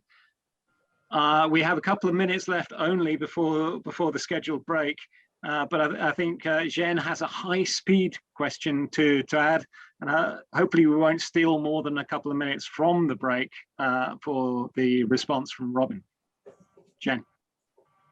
We will pick one more question for Professor Churchill. It's from Professor Celine Troissat. Hello, Celine. You asked two questions. She asked one related to the moratorium that you proposed, whether it will be limited to offshore activities or should it be applying to on-land explorations as well. The second is on the role of regional sea treaties, and she's wondering whether they should have an important role to play in the field, in particularly in encouraging like-minded states to act together. Thank you, Professor Churchill. Thank you. Yes, in relation to the second question, it's foreseeable that you could have some like-minded action through regional environmental treaties. As I said in my presentation, I think the issue is that at the moment, they're very much geared towards direct pollution from oil and gas. That is to say, things like the chemicals used in drilling, leakages of oil from production platforms and so on, rather than indirect pollution down the line subsequently. And I suggested that maybe environmental impact assessment, which most of these regimes require, is a route into that. But I would also emphasize too that at the moment there are only 5 regions where there is any kind of mechanism for dealing with this. That's the Arabian, Persian Gulf, the Mediterranean, the Baltic, the North Sea, and I'm not sure whether it's in force, but if it is in force, the protocol applying in West Africa. In relation to the, sorry, can you just remind me again what the first question was? Whether the moratorium on exploration would apply yes, to on land, yes. Well, I was suggesting the medium of going through the annual Oceans and Law of the Sea resolutions, which clearly are only limited to the seas, but obviously one needs to focus on land as well. But I'm not really sort of expert in the area where to suggest what might be a suitable forum on land. One doesn't immediately spring to mind, I have to say. Thank you ever so much, Robin. I believe Professor Long would like to close the session, and I'll just say thank you ever so much to our august participants and hand over to Professor Long. Ronan, please. Yeah, thank you very much. Thank you, Dan. I know it's a special day for you. Thank you very much, Nilüfer. Thank you very much, Robin. And of course, a very special thanks to Clive and Jensen. Before I hand the floor over to Elnaz about our break, I would like to, on behalf of the audience, it was a tremendously insightful presentation by all 3 participants. We'll be sharing your presentations online, and of course we will try and answer some of the questions that haven't been answered directly during the course of the session. We've come to the end of the session. Please stay with us for the rest of the program, particularly for the main feature, which is the keynote address by Professor David Freestone, and of course, the launch of our co-edited volume by our eminent jurists from the International Tribunal for the Law of the Sea. Elnas, you have the floor. Thank you. Thank you very much, Professor Long. Thank you all distinguished speakers. Excellencies, it's been a pleasure to listen to you. I would like to address the audience. We will have a break for about 12 minutes, and we wish to welcome you back at 5 Central Eastern Time. So in about 12 minutes, we'll be starting off the webinar again. So thank you very much, and please stay with us. We'll have some special launches following this. Thank you.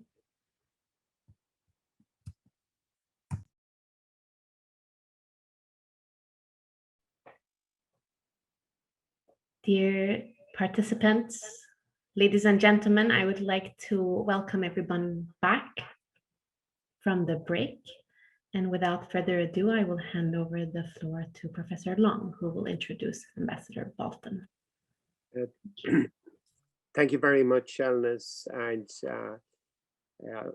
perhaps before I introduce Ambassador Bolton, I should say to our audience out there, if you have posted a question and your question hasn't been answered, we will reply to your question by email. And so please post or send us your email here at the Sasakawa Global Ocean Institute. And I suppose this afternoon, we are now coming towards the high point, which is the keynote by Professor Freestone. And it was very difficult to pick out a person to introduce David Freestone. But I think Ambassador David Bolton has stood head and shoulders over everybody else in that respect. A very close friend of David's, a great collaborator, a very eminent diplomat, and now working in scholarship, and has also contributed a wonderful chapter to the book. Ambassador David Bolton, the floor is yours. Thank you very much, Ronald, and welcome to all of you. It is a great honor and privilege for me to have this role in this event. Like a lot of you, I have known David for donkey's years, several decades. I have had the good fortune to collaborate with him on a wide variety of topics, and also to admire him personally as a lawyer, as a teacher, a writer, an editor, a leader, a true visionary. And of all of my interactions with David, the one that I think best captures and reflects his many talents is the initiative to protect the Sargasso Sea, a truly extraordinary journey. David essentially created something out of nothing through sheer intellect, persuasion, and perseverance. I recall the signing ceremony for the Hamilton Declaration. I said then, and I say now again, that if it were not for David Freestone, none of us would have been there that day. And finally, I would be remiss if I did not note David's penchant for organizing and getting invited to meetings in beautiful places. In just the few years before the pandemic, I found myself at David's side in Bermuda, in connection with the Sargasso Sea Initiative, not once, but twice. In Monaco, at some crazy UNESCO workshop. And at the Rockefeller Estate in Pocantico, New York, also not once, but twice. And for those of you who have not been to Pocantico, I advise you to find your way there. And when you get there, tell the good folks at the Rockefeller Foundation that David sent you. I'm sure many of you could add your own items to the list of extraordinary places you have been with David. And here I'm speaking both geographically and intellectually. And here's hoping that we all will have the good fortune to add to that list many more times in the coming years. And so without further ado, it is my pleasure to offer the floor to my friend David Freestone, without whom the world as a whole would truly be a lesser place. David, the floor is yours. Thank you so much, Dave. That's for your kind words. I do have a presentation. Whoops, am I on? I'm on mute. No, I'm not. All right. So thank you very much indeed. Wonderful, wonderful introduction. And so let me say formally to thank everybody for being here. President Cleopatra Dumba-Henry, Your Excellencies, ITNOS President, Judge Hoffman and Judge Attard, and also Ambassadors Mary Jacobson, as well as David himself, and distinguished colleagues. And let me say the one word which covers everybody who's here, which is friends, dear friends. So thank you all for being here. And your wonderful introduction. I do remember you saying that my assistant, Kate Morrison, at the moment that we would not be here, you said at the meeting in Hamilton, were it not for David Freestone, but David Freestone wouldn't be here, were it not for Kate Morrison, who organized it. So I'm lucky in having an extremely talented team to work with on all these occasions. So thank you all also for being here. My thanks, in addition to the President, also to her team at the World Maritime University, Elnaz, we already heard from, and Ronan, who organized this webinar so professionally. And thanks also to those who contributed to the volume, as well as to those who have spoken today. Very, very fantastic sessions earlier, which I think is going to be a difficult act to follow. I'm looking forward to holding a copy of the book in my hands. I've seen the electronic version. I've seen Ronan holding an electronic one, but I'm looking forward very much to actually seeing it. And I'm absolutely overwhelmed by it. I mean, to have a book published in your honor is a pretty humbling experience, but to have a book like this, which is a work of real scholarship, it's wonderfully conceived, it's beautifully executed, and it has an all-star cast. So I'm really grateful to you all for being involved, for wanting to be involved in this and for doing this. So thank you very much. So again, my thanks to Ronan and to Richard, who pulled this together, and also to Brill, the team at Brill. I know that Marie Sheldon, who I hope is listening, has been a great supporter of this, and for the editors there, who helped very much with this. I've edited a number of books myself, and I know that this isn't the actual work involved is not to be underestimated, particularly a book of this size and complexity. So forgive me, I have got a few words prepared, but it would be nice to say a few words, personally about in response to all this expression of friendship and warmth that I've already heard today, and which is in the book itself.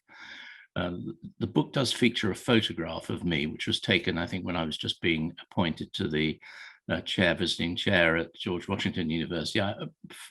As a modest man, it does make me look remarkably pleased with myself. And I have to say, if only half of what's in the book is true, then I have some cause, but I'm a little skeptical. But anyway, I'm delighted and I'm very warmed by this. I mean, I'll say a few personal words, if I may.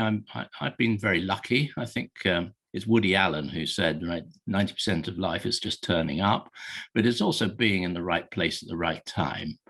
I've been very lucky to have a wonderful wife we've been together for 50 years, actually, this year, and a close and much valued family, including, and Ronan already mentioned them, 2 talented and successful sons, a lovely daughter-in-law and 2 gorgeous grandsons. And we hope later this year, in August, our youngest son will be marrying Tucker from Bermuda, and she and Michael will get married in her family home in Trunk Island in Bermuda. So we're looking forward to that, if the pandemic permitting, always, of course.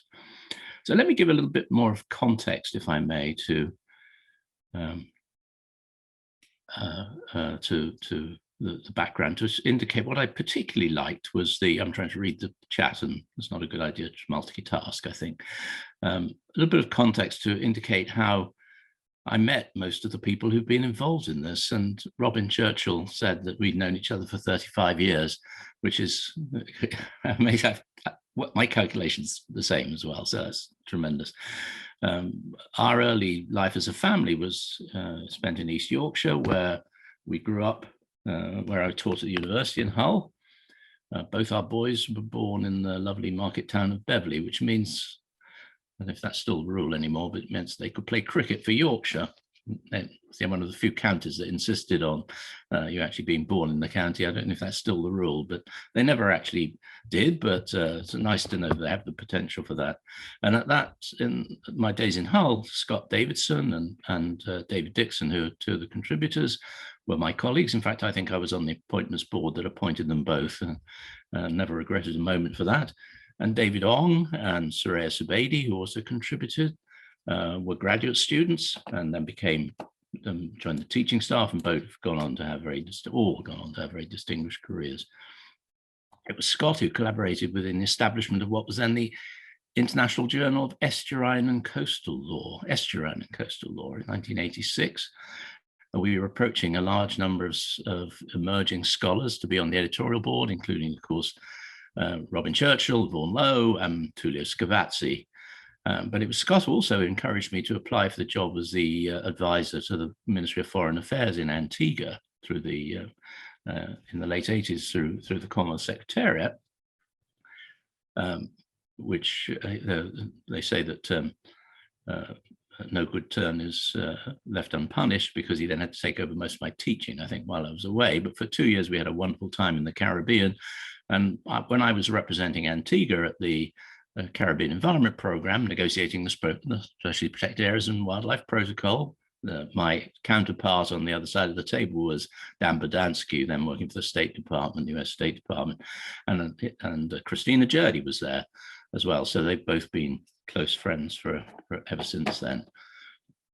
Coming back, I think that whole process actually sort of energized us to be more interested in the international environmental law rather than law of the sea, which had been my more established interest up till then.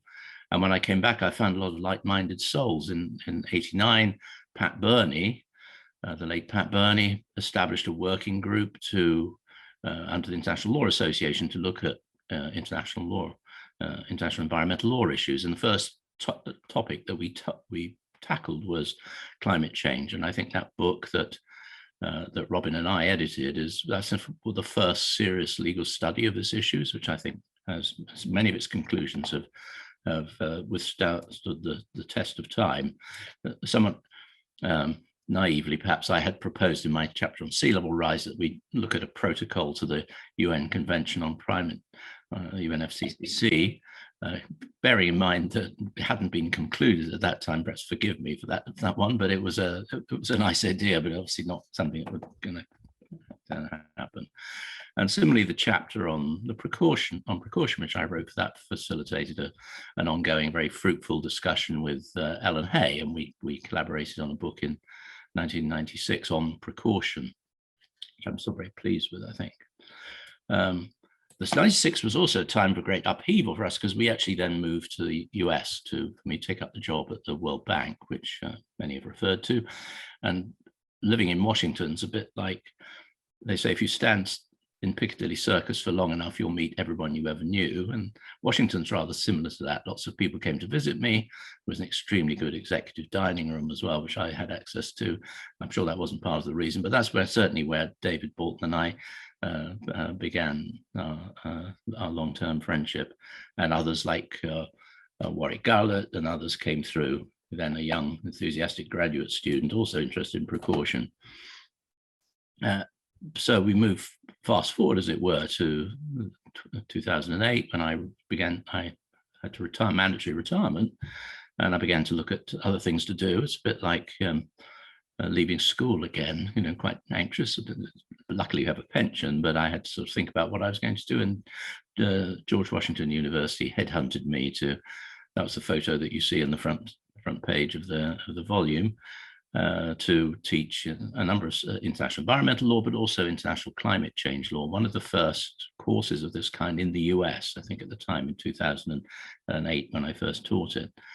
And one of my first and most illustrious students was Nilufer, who we've heard today. So you can see the caliber of the people that I was working with. And then to bring in a larger contingent, in 2009, Rosemary Rayfius, who's one of the contributors as well, invited me to be the Ingram Fellow at the University of New South Wales in Sydney. A wonderful winter, but summer for me in living in an apartment in Coogee, which is just near the beach. Jenny came, we had a tremendous time, but it was also extremely challenging and very enjoyable, and made lots of trips down to Wollongong, where Clive, of course, reestablished contacts with Clive, but also with Warwick, with Robin Warner, who'd actually had edited a book which she'd written in a series that I'm the general editor of. And then, and of course, also that group of, I call them the Law of the Sea Mafia that emerges from Wollongong, was included Seokru Lee and Lau Bautista. So it was like a nice family, which has really been visiting all these exotic places that Dave Bolton talked about for a long time.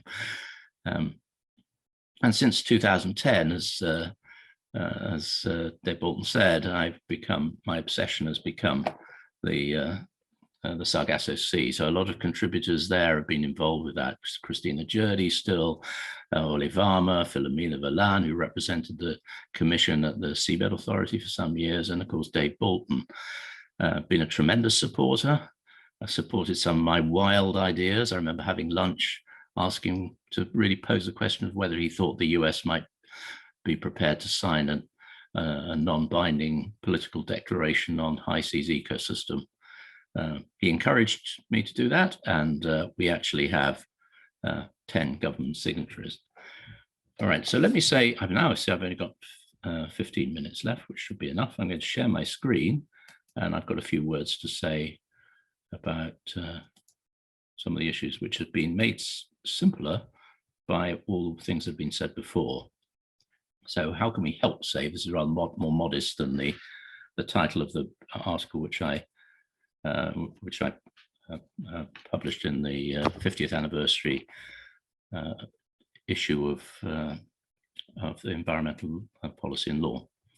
So I'm very inspired by David Attenborough's book on the planet. He talks about rewilding the planet, and you should read it if you haven't seen the film. He pleads for restoring the wild places of the earth. And he points out the sheer numbers of humans have actually overwhelmed the planet, changing it beyond recognition and setting it on a downward spiral of fundamental and possibly irreversible change. And he says, and he uses Chernobyl as an example, the way that nature has overtaken the Chernobyl site. So he says, only by allowing the wildness to return, allowing natural ecosystems to return and heal themselves, can we save the planet from ourselves? And I add to that, nowhere is this clearer, more obvious than in the area, half of the world, which is the ocean, particularly the wild ocean, the areas beyond national jurisdiction. And as some indicated, as Dan also suggested earlier on, we saw the reason why this climate crisis is also an ocean crisis. The ocean will be there, the water will be there, but as a living system, it's facing existential threats from climate change particularly, but from human pollution, unsustainable fisheries, and loss of biodiversity, the issues that Dan talked about. And we have a series of reports to tell us that. Census of Marine Life talked about the millions of species that have already been made extinct without us even knowing what they are. Further ocean assessment, we looked at the IUCN report of 2016, which warned about the fundamental changes that the ocean is undertaking. The IPCC special report, which Dan already talked about, and now the second World Ocean Assessment, a huge volume, which I'm still plowing through, but we have a chapter on Sargasso Sea. So for many ecosystems, it's an existential crisis. Polar ice systems are clearly one of them, but also coral reefs. The special report talked about the loss of 90 up to 99% of coral reefs by the end of the century. And Dan already talked about the idea of the two systems, and that was a lovely piece that pulled together some of the things I was going to say, because we have a tale of two cities. Montego Bay may be a town, but it certainly works for this. The Rio de Janeiro, which is obviously of the climate conventions. Dan's already said this, and I used the word Cinderella, but that was in 2009, and I think he's right that things have changed a lot through the results of the World Oceans Day, which have been organized by our friend, the late Billy Arneson's Insane, since 2009. But as he said, there's only a few references in the official text to the oceans, but I'll say something about that in a minute. But others have also talked about the BBNJ discussions, the Intergovernmental Conference on this, the very long name.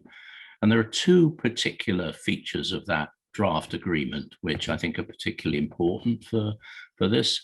One of the provisions relating to environmental impact assessment, new activities in areas beyond national jurisdiction would be required, particularly perhaps even strategic environmental assessments, that's still in square brackets, which is a major reality check on the wisdom of pursuing new activities and even continuing existing ones. And then, very importantly, the idea of what are called rather pretentiously area-based management tools, but includes things like marine protected areas. The national experience shows that marine protected areas do work, that they do actually protect and increase biodiversity. Although even under the Law of the Sea Convention, an objective determination of such an area is not possible. So I was writing about the nationally determined contributions, and I think it was Lisa Levin from the Scripps Ocean Institute, who organizes, is the Deep Ocean Stewardship Initiative, said, well, who does the high seas nationally determined contributions? Well, of course, there aren't any. Because the structure of the Paris Agreement, and we've heard about NDCs, is about national contributions. Each party shall prepare, communicate, and maintain successive nationally determined contributions that it intends to achieve. And so that includes presumably nationally registered vessels and aircraft, but there's no actual scope of application which suggests that it applies to the open ocean. So is it actually possible to have mitigation action? Dan talked about adaptation, but it'd be possible to do mitigation action on the open sea. Lisa Levin and her colleagues actually did an analysis of the first round of the national determined contributions under the Paris Agreement. 70% of governments contain some references to marine issues, things like ocean warning impacts, fisheries impacts, coastal impacts. But these are all things which are under national coastal issues, national jurisdiction. So to include a mitigation activity in ABNJ, it would need to be a mitigation activity which for a state, either which a state could take unilaterally, or which there are only a few. And I think, unfortunately, our experience at time fertilization was one that came up in the questions, was not a happy one. Rosemary Rafus and I participated in the process of a series of seminars at the Woods Hole, which was conducting some research in the ocean, in the Southern Ocean, with an environmental impact assessment done under the Madrid Protocol, which was unequivocal, at least, to say whether it would actually work. But I think the most important thing is whether it could be done by collaboration. For example, so could you talk about voluntary collaboration amongst the parties? A joint commitment to a catch reduction on the high seas, for example, have to be done through a regional organization. You couldn't do it nationally, because if nationals of one vessel stop fishing, others would take up the slack. That's so-called leakage in the UNFCCC terminology, unless there was an international body prepared to sanction and enforce it. And we just saw a report that taking fish out of the ocean releases a lot of carbon into the atmosphere. In 1950, since 1950, ocean fisheries have released more than 730 million tons of CO2. Annually, about 20.4 million tons, which is equivalent to a large number of emissions from motor vehicles. So we know that protected areas or no fish zones could actually therefore provide a boost, not to only biodiversity, but also reduce the emissions of greenhouse gases, which is a mitigation activity, not an adaptation activity. So incentives. One hopes that enlightened self-interest would be sufficient, but it's not historically been proved to be sufficient, although we do actually see quite an encouraging boost in countries' voluntary contributions towards reducing emissions, I think. Or maybe a desire to increase ambition. That would be one way, but could it be done maybe, and I'm not going to go into this because I haven't got time, but Article 6 of the Paris Agreement appears to reduce the trading options in the Kyoto Protocol, the Clean Development Mechanism, which might be called the Sustainable Development Mechanism, some form of joint activities. So there might be opportunities there, and I do look at that in the article in the Environmental Policy and Law. But we need to confront this business as usual model that we've been using on high seas issues. I said to 100, my sister reminded me, my full name is actually David Alastair Campbell Freestone, which has been a bit of a burden for me to carry, particularly as a small boy. And my sister reminded me that I was named that after my great-grandfather, who was a millionaire, who's actually owned a fleet of sailboats when he refused to accept steam as the new method of propulsion of his vessels, and of course became quite bankrupt. I don't actually good message to carry forward to me in my early years, but 150 years ago, steamships replaced sailing boats, and 100 years ago, the internal combustion engines replaced the horse. And as a child, I still even remember horses going along the high street. That's all gone, right? So this is a sort of sea change that we need now. BBNJ negotiations can offer us, if you like, a new governance option. It's not explicitly in the agreement or in text of the new agreement, but there will have to be regional organizations to implement the obligations of the ILBI, this so-called international legally binding instrument. And regional ocean governments organizations are one of which the Sargasso Sea would be a model. So I have to come back the last few minutes. I've got a lot of slides, but lots of pictures with my obsession with the Sargasso Sea. This is where it is. It's an important ecosystem in the North Atlantic subtropical gyre. Its values to the world community in terms of sequestration, in terms of climate resources are unfathomable, but in terms of fisheries, in terms of the spawning place of eels that Marie Jacobson talked of, it's the only place in the world where they're thought to have, there's still no evidence, never actually been seen, but the eel fishery is now worth billions of dollars, not millions of dollars. So it has a major economic significance as well. And it's a gap, this area here, which is around Bermuda. You have to use my cursor here. This is Bermuda. This is the Northwest Atlantic Fisheries Organization. This is OSPAR and NIAF, which are the two organizations, International Environmental Organization and also the European Regional Organization and also the Fisheries Organization. But here, this area is virtually as yet unregulated. So it's something of a lacuna. So our project 2010 achieved recognition. I think we've done that, of the importance of the Sargasso Sea, and then to work with international sectoral organizations in accordance with the Law of the Sea Convention to see if we can put better protection in place and use this as an indication for the ABNJ, what can and can't is possible for the ABNJ negotiations.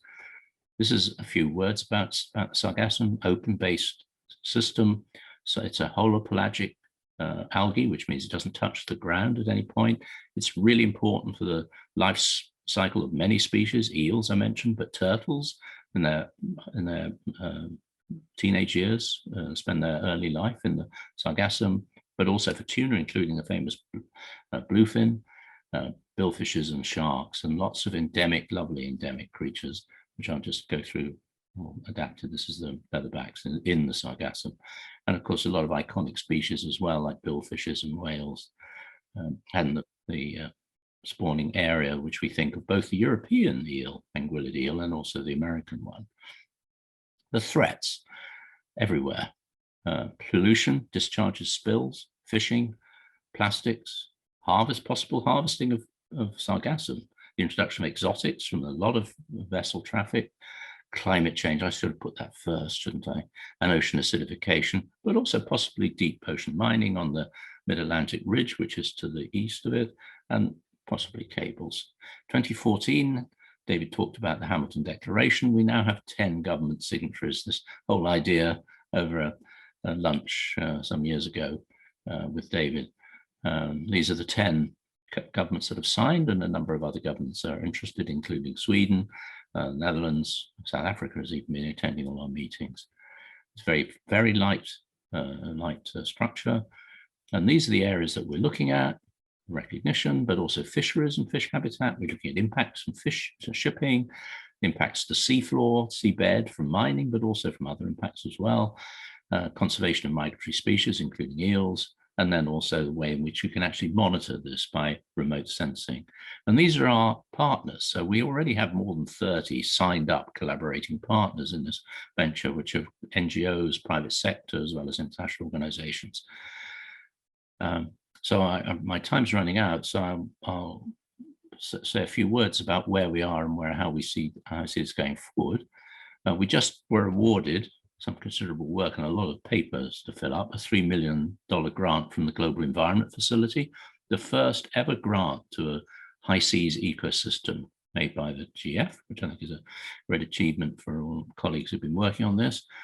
And we've managed to mobilize $30 million in co-financing from our other partners, including more than $1 million from the French Global Environment Fund in direct support. This is my last slide, so I'm just going to finish. It's a 4-year project to conduct an ecosystem diagnostic and then to prepare a strategic action program for the sustainable governance of the Sargassum Sea for future generations. So this could be the model that we're talking about. Robin was talking about the need for regional governance in this area relating to oil extraction. We talked about the need to have some form of organizational structure to respond to the concerns being mooted within the BB&J negotiations. So we very much hope this will be a model. Well, first of all, we hope we'll have a decent working model within the 4-year period, but also there'll be a model for others. So thank you so much indeed for your attention.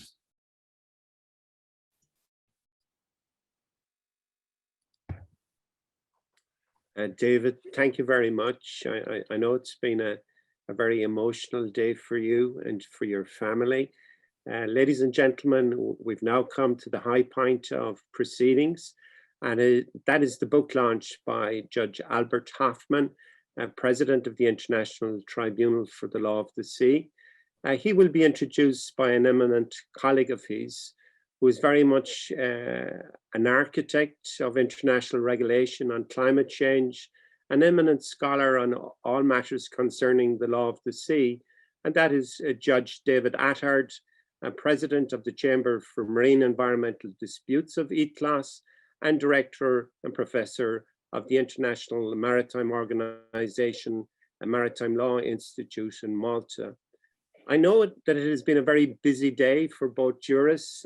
Thank you both for taking the time. Judge Attard, welcome. You have the floor. Thank you very much, Director. President Dumbria, President Hoffman, Ambassador Jacobson, guest of honor, Professor Freestone. I would like to first start by congratulating Director Long and Professor Barnes for this excellent initiative. It is, in my opinion, a very valuable celebration of a career which has been dedicated to outstanding scholarship. I feel that Professor Freestone is what perhaps is referred to in Article 38, 1D of the Statute of the International Court of Justice as a true publicist. A word which we don't usually use today, but certainly is a word, a term full of meaning. And I believe that if the drafters had anyone in mind, Professor Freestone would be a very good candidate, given his outstanding contribution to the literature of international law, which is widely admired and which has become authoritative. I was delighted to hear Professor Freestone referred to Professor Patricia Burney, who perhaps not everyone may remember, but was my predecessor at the IMO International Maritime Law Institute. And as he spoke of that wonderful book, the monograph on international environmental law, I suddenly recalled the long discussions I had with her at IMLI when she was drafting some chapters. And of course, Malta was in the thick of the climate change initiative. And I really valued her advice and discussions when writing her chapter on climate change, particularly when we were examining the characterization of anthropogenic climate change as the common concern of humankind as declared by the General Assembly. I am delighted and honored to receive the invitation of Director Long, a long-standing collaborator of IMLI, to introduce my colleague and distinguished jurist, Judge Albert Hoffman. Judge Hoffman has been a judge since October 2005. In fact, he's one of the most senior judges. And he came to the tribunal after a very long and distinguished career in government service and in international diplomacy. And I often enjoy our long discussions in Hamburg, hearing about his tremendous experience, particularly in the period of change in South Africa. Judge Hoffman was re-elected in 2014. He was vice president of the tribunal between 2011 and 2014, president of the Seabeds Dispute Chamber, and now president of the tribunal since October 2020. On this note, I am delighted to invite President Hoffman to launch this wonderful Liber Amicorum. Judge Hoffman. Well, good afternoon, and thank you very much, Judge David Attard, a good friend and a respected colleague of mine. But let me first say, President Cleopatra Doumbia Henry, our guest of honor, Professor David Freestone, and also Ambassador Marie Jacobsen, distinguished participants, colleagues, ladies and gentlemen. After having listened to all these interesting presentations this afternoon, and especially listening to Professor David Freestone, I just say to myself, why do you want to listen to me now? I would rather have Professor Freestone continue with these very interesting discussions and reminiscing on all these wonderful things and achievements that he has made.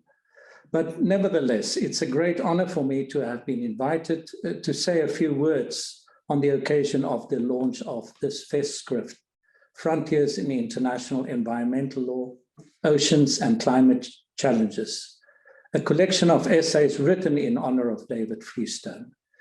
Before turning to the scholarly contribution of the book itself, let me say a few words about Professor David Freestone and his work. As we have already heard from previous speakers this afternoon, David is clearly making his mark. Well, he has, and he is still making his mark, both in practice through his leadership of the Sargassum Sea Commission and in intellectual and academic communities through his considerable writings, advocacy, and activism on ocean and environmental issues. The title of this collection is a clear indication of David's inspirational vision for world heritage and his lifelong dedication to tackling some of the ocean's most contemporary threats and governance challenges. Just last month, a new study published on the important importance of the Sargasso Sea as a nursery for sea turtles. The results of this study are helping to solve the mystery of sea turtle migration, especially during their early years, and will strengthen conservation efforts in the Sargasso Sea to protect the threatened species. And we've seen some wonderful slides shown by David Freestone on those turtles floating there between the Sargassum seaweed. The ecological importance of the Sargasso Sea cannot be understated, and David has been instrumental in protecting this open sea ecosystem. Beyond his important work at the Sargasso Sea Commission, David has also been involved in several international conferences and processes, including the United Nations Framework Convention on Climate Change, the Convention on Biological Diversity, as well as in the Biodiversity Beyond National Jurisdiction Preparatory Committee and the subsequent Intergovernmental Conference. As a scholar of international law, David's research has combined a strong focus on positive environmental outcomes and interdisciplinary research, and his creative thinking is evident in the extensive body of scholarly writings that he has published. Capturing essays in honor of David's far-reaching expertise and experiences in one book is therefore no easy task. However, Professors Richard Barnes and Ronan Long have done a great job in bringing together an impressive list of collaborators, not only to celebrate David's contributions to their and our understanding of international environmental law, but who have contributed in their own right to the developing discourse surrounding ocean space and the contemporary impacts associated with sea level rise, climate change, and marine pollution. Recent developments in national courts, including in the recent decision in the Netherlands, compelling Royal Dutch Shell to reduce its global carbon emissions and that of its suppliers and buyers in compliance with the Paris Agreement, which was also referred to earlier by Professor Churchill, Robin Churchill, sorry. This exemplify a new era of litigation related to climate change and the environment more generally. Climate change and the associated negative impacts of sea level rise and ocean acidification are still being studied and understood.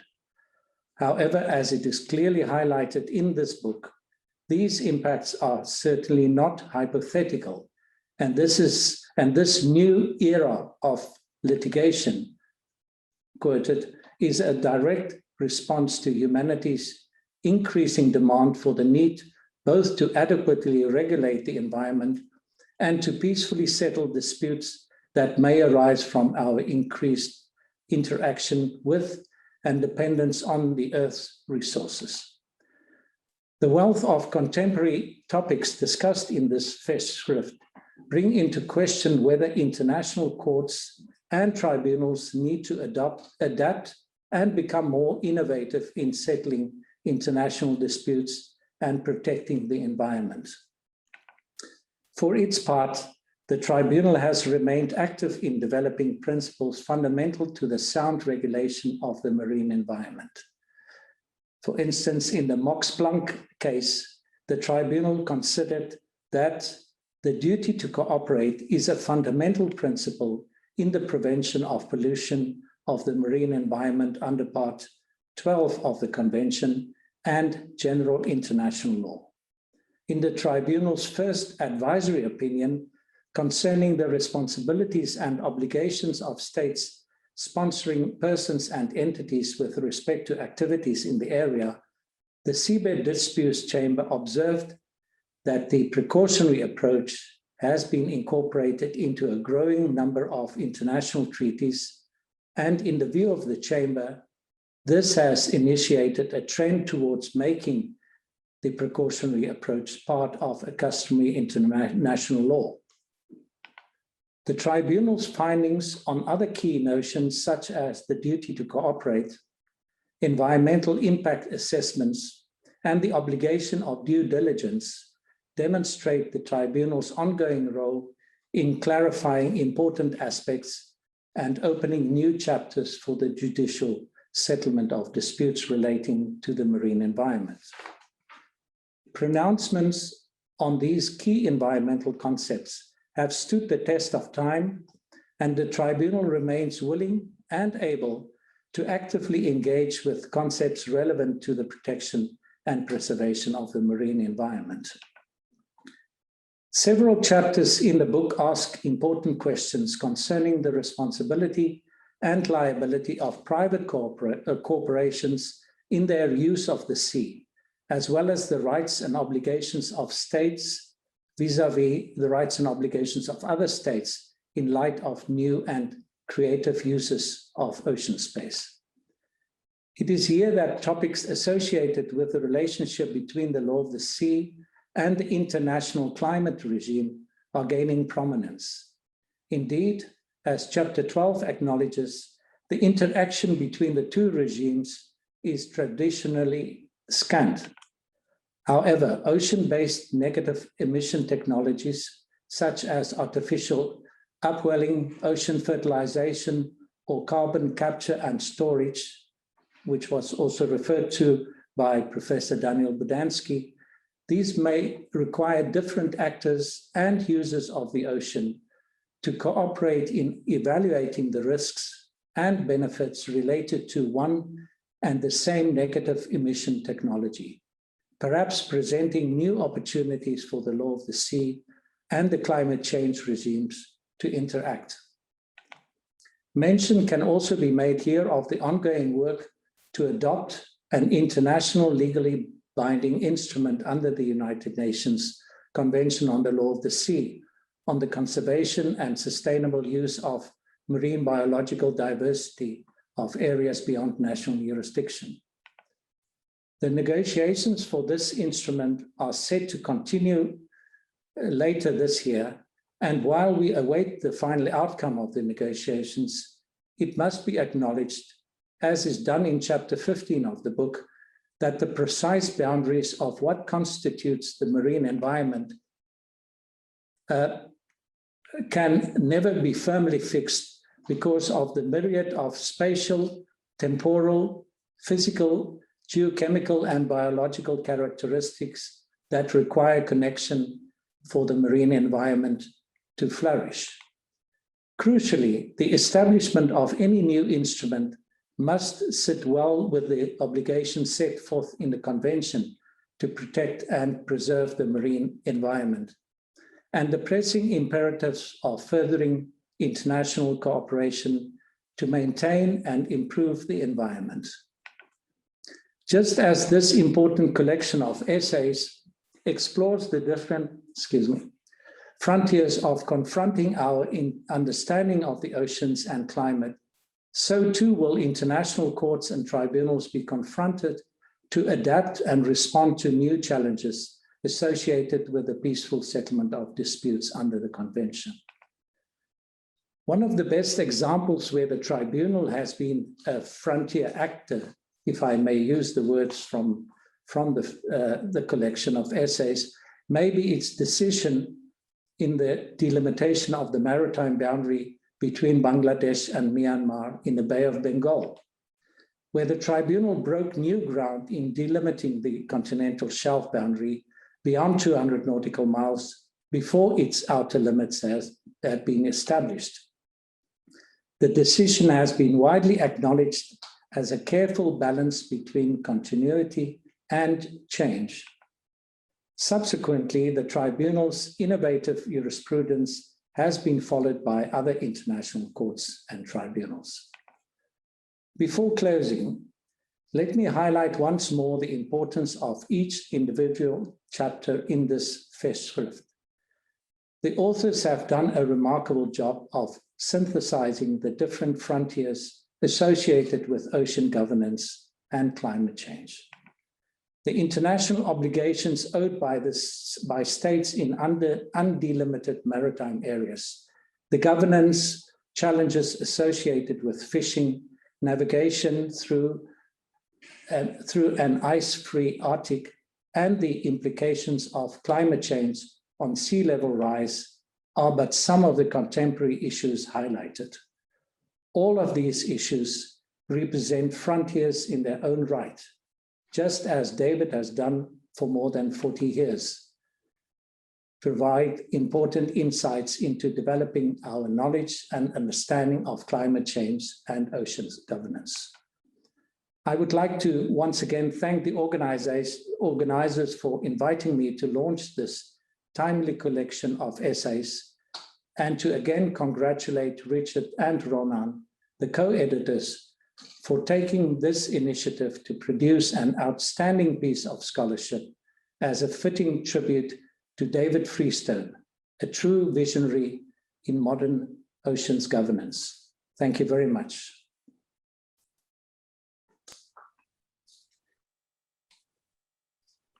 President Hoffman, Judge Attard, it has indeed been a wonderful afternoon.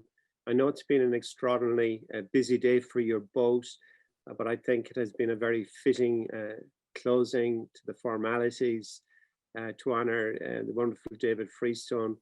I'd like to offer the floor to David, perhaps to reply, and then we will go to my colleague and dear friend, Professor Richard Barnes. Well, thank you very much indeed for giving me the opportunity to respond. And Judge Hoffman, thank you very much for your kind words, yours and your colleague, David Attard's as well, Judge Attard. That was a wonderful tribute. I'm sure that most of that was not deserved, but I'm delighted to hear you say that. So thank you so much indeed. Very generous. And again, I add my thanks to Richard Barnes and to Ronan Long for the wonderful work they did in editing this. This is not just a collection, it is a really seriously conceived and edited collection, and I think it'll be of standing value. So thank you very much indeed, Judge Hoffman. Thank you very much to everybody who took place and to the organizers. Thank you. Richard.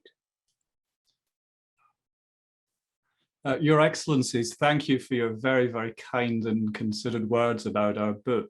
It's a real privilege to have such esteemed jurists as yourself support this event. I think it speaks to its significance and its wider value. And for me, what was wonderful to hear was actually the personal dimension behind the law. As lawyers, we often focus on the written text, but it's the ideas, the inspiration, the friendships, the collaborations, which are so important and which can have this unseen influence on the law. So thank you for speaking to that. And also thank you in particular to President Hoffman for showing how the tribunal has and can contribute towards these ocean challenges which we've talked about today. And also for taking up the language of the frontier. So that was a nice touch, thank you. But before we bring today's proceedings to a close, we do need to say some thank yous to a number of colleagues and friends without whose support this event and this book wouldn't be possible. So I'll say a few words and then pass on the floor to Ronan. Our first note of thanks go to our authors. As scholars of the law of the sea know, the pace at which the law develops can sometimes be slow, glacial, perhaps to use a climate-orientated phrase. And this is perhaps the case with this book, which actually had its origins in 2015. But I think, like some of the wider challenges that we've talked about, it does take time to understand, to articulate, and to respond to these. And I think we've tried to capture that in our collection to properly reflect both the seriousness of the issues, but also the wider contributions which David has made to these important subjects. So to our brilliant and wonderful authors, thank you very much for your time and patience in helping to write this volume. I'd also like to say a particular thanks to two of our wonderful production editors, Judy Ellis and Susan Ralston. You did a tremendous job in helping bring the papers and this work into its final shape. And so without your assistance, I don't think we would have the collection and the wonderful form that it does exist now. I'd also like to thank Marie Sheldon and the team at Brill. Marie's been incredibly supportive of Law of the Sea scholarship for many years. And we were absolutely delighted with her support for this project and also the final product which her team has produced. So Marie and Kelly Bayliss in particular, thank you very much for that. I know Ronan has some additional thanks to make, but before I do hand the floor over, I'd like to express my own personal debt of gratitude to David. I think my own academic journey was very much inspired by your work. I hadn't intended on following you to Hull, but alas, I missed the boat somewhat as you moved on to the World Bank. But that was quickly rectified, and we had a wonderful collaboration back in the early 2000s with a Law of the Sea conference in London.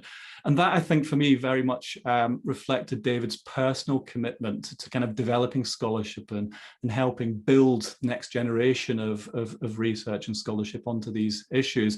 You know, he's brought me onto the board of the International Journal of Marine and Coastal Law. So it's not just about the ideas, it's also about the personal element and support. So thank you very much for that, David. And also for introducing me to caipirinhas when you hosted me in Washington. So it's the little things that count. Anyway, I won't dwell on this too much, and I'll hand the floor over to Ronan. So thank you. Thank you very much, Richard. Absolute pleasure to work with you. It took 7 years, and from the concept to delivering the book, it wasn't an easy exercise. In order to close the proceedings, I suppose, first and foremost, I'd like to thank the president of the university, an extraordinary leader.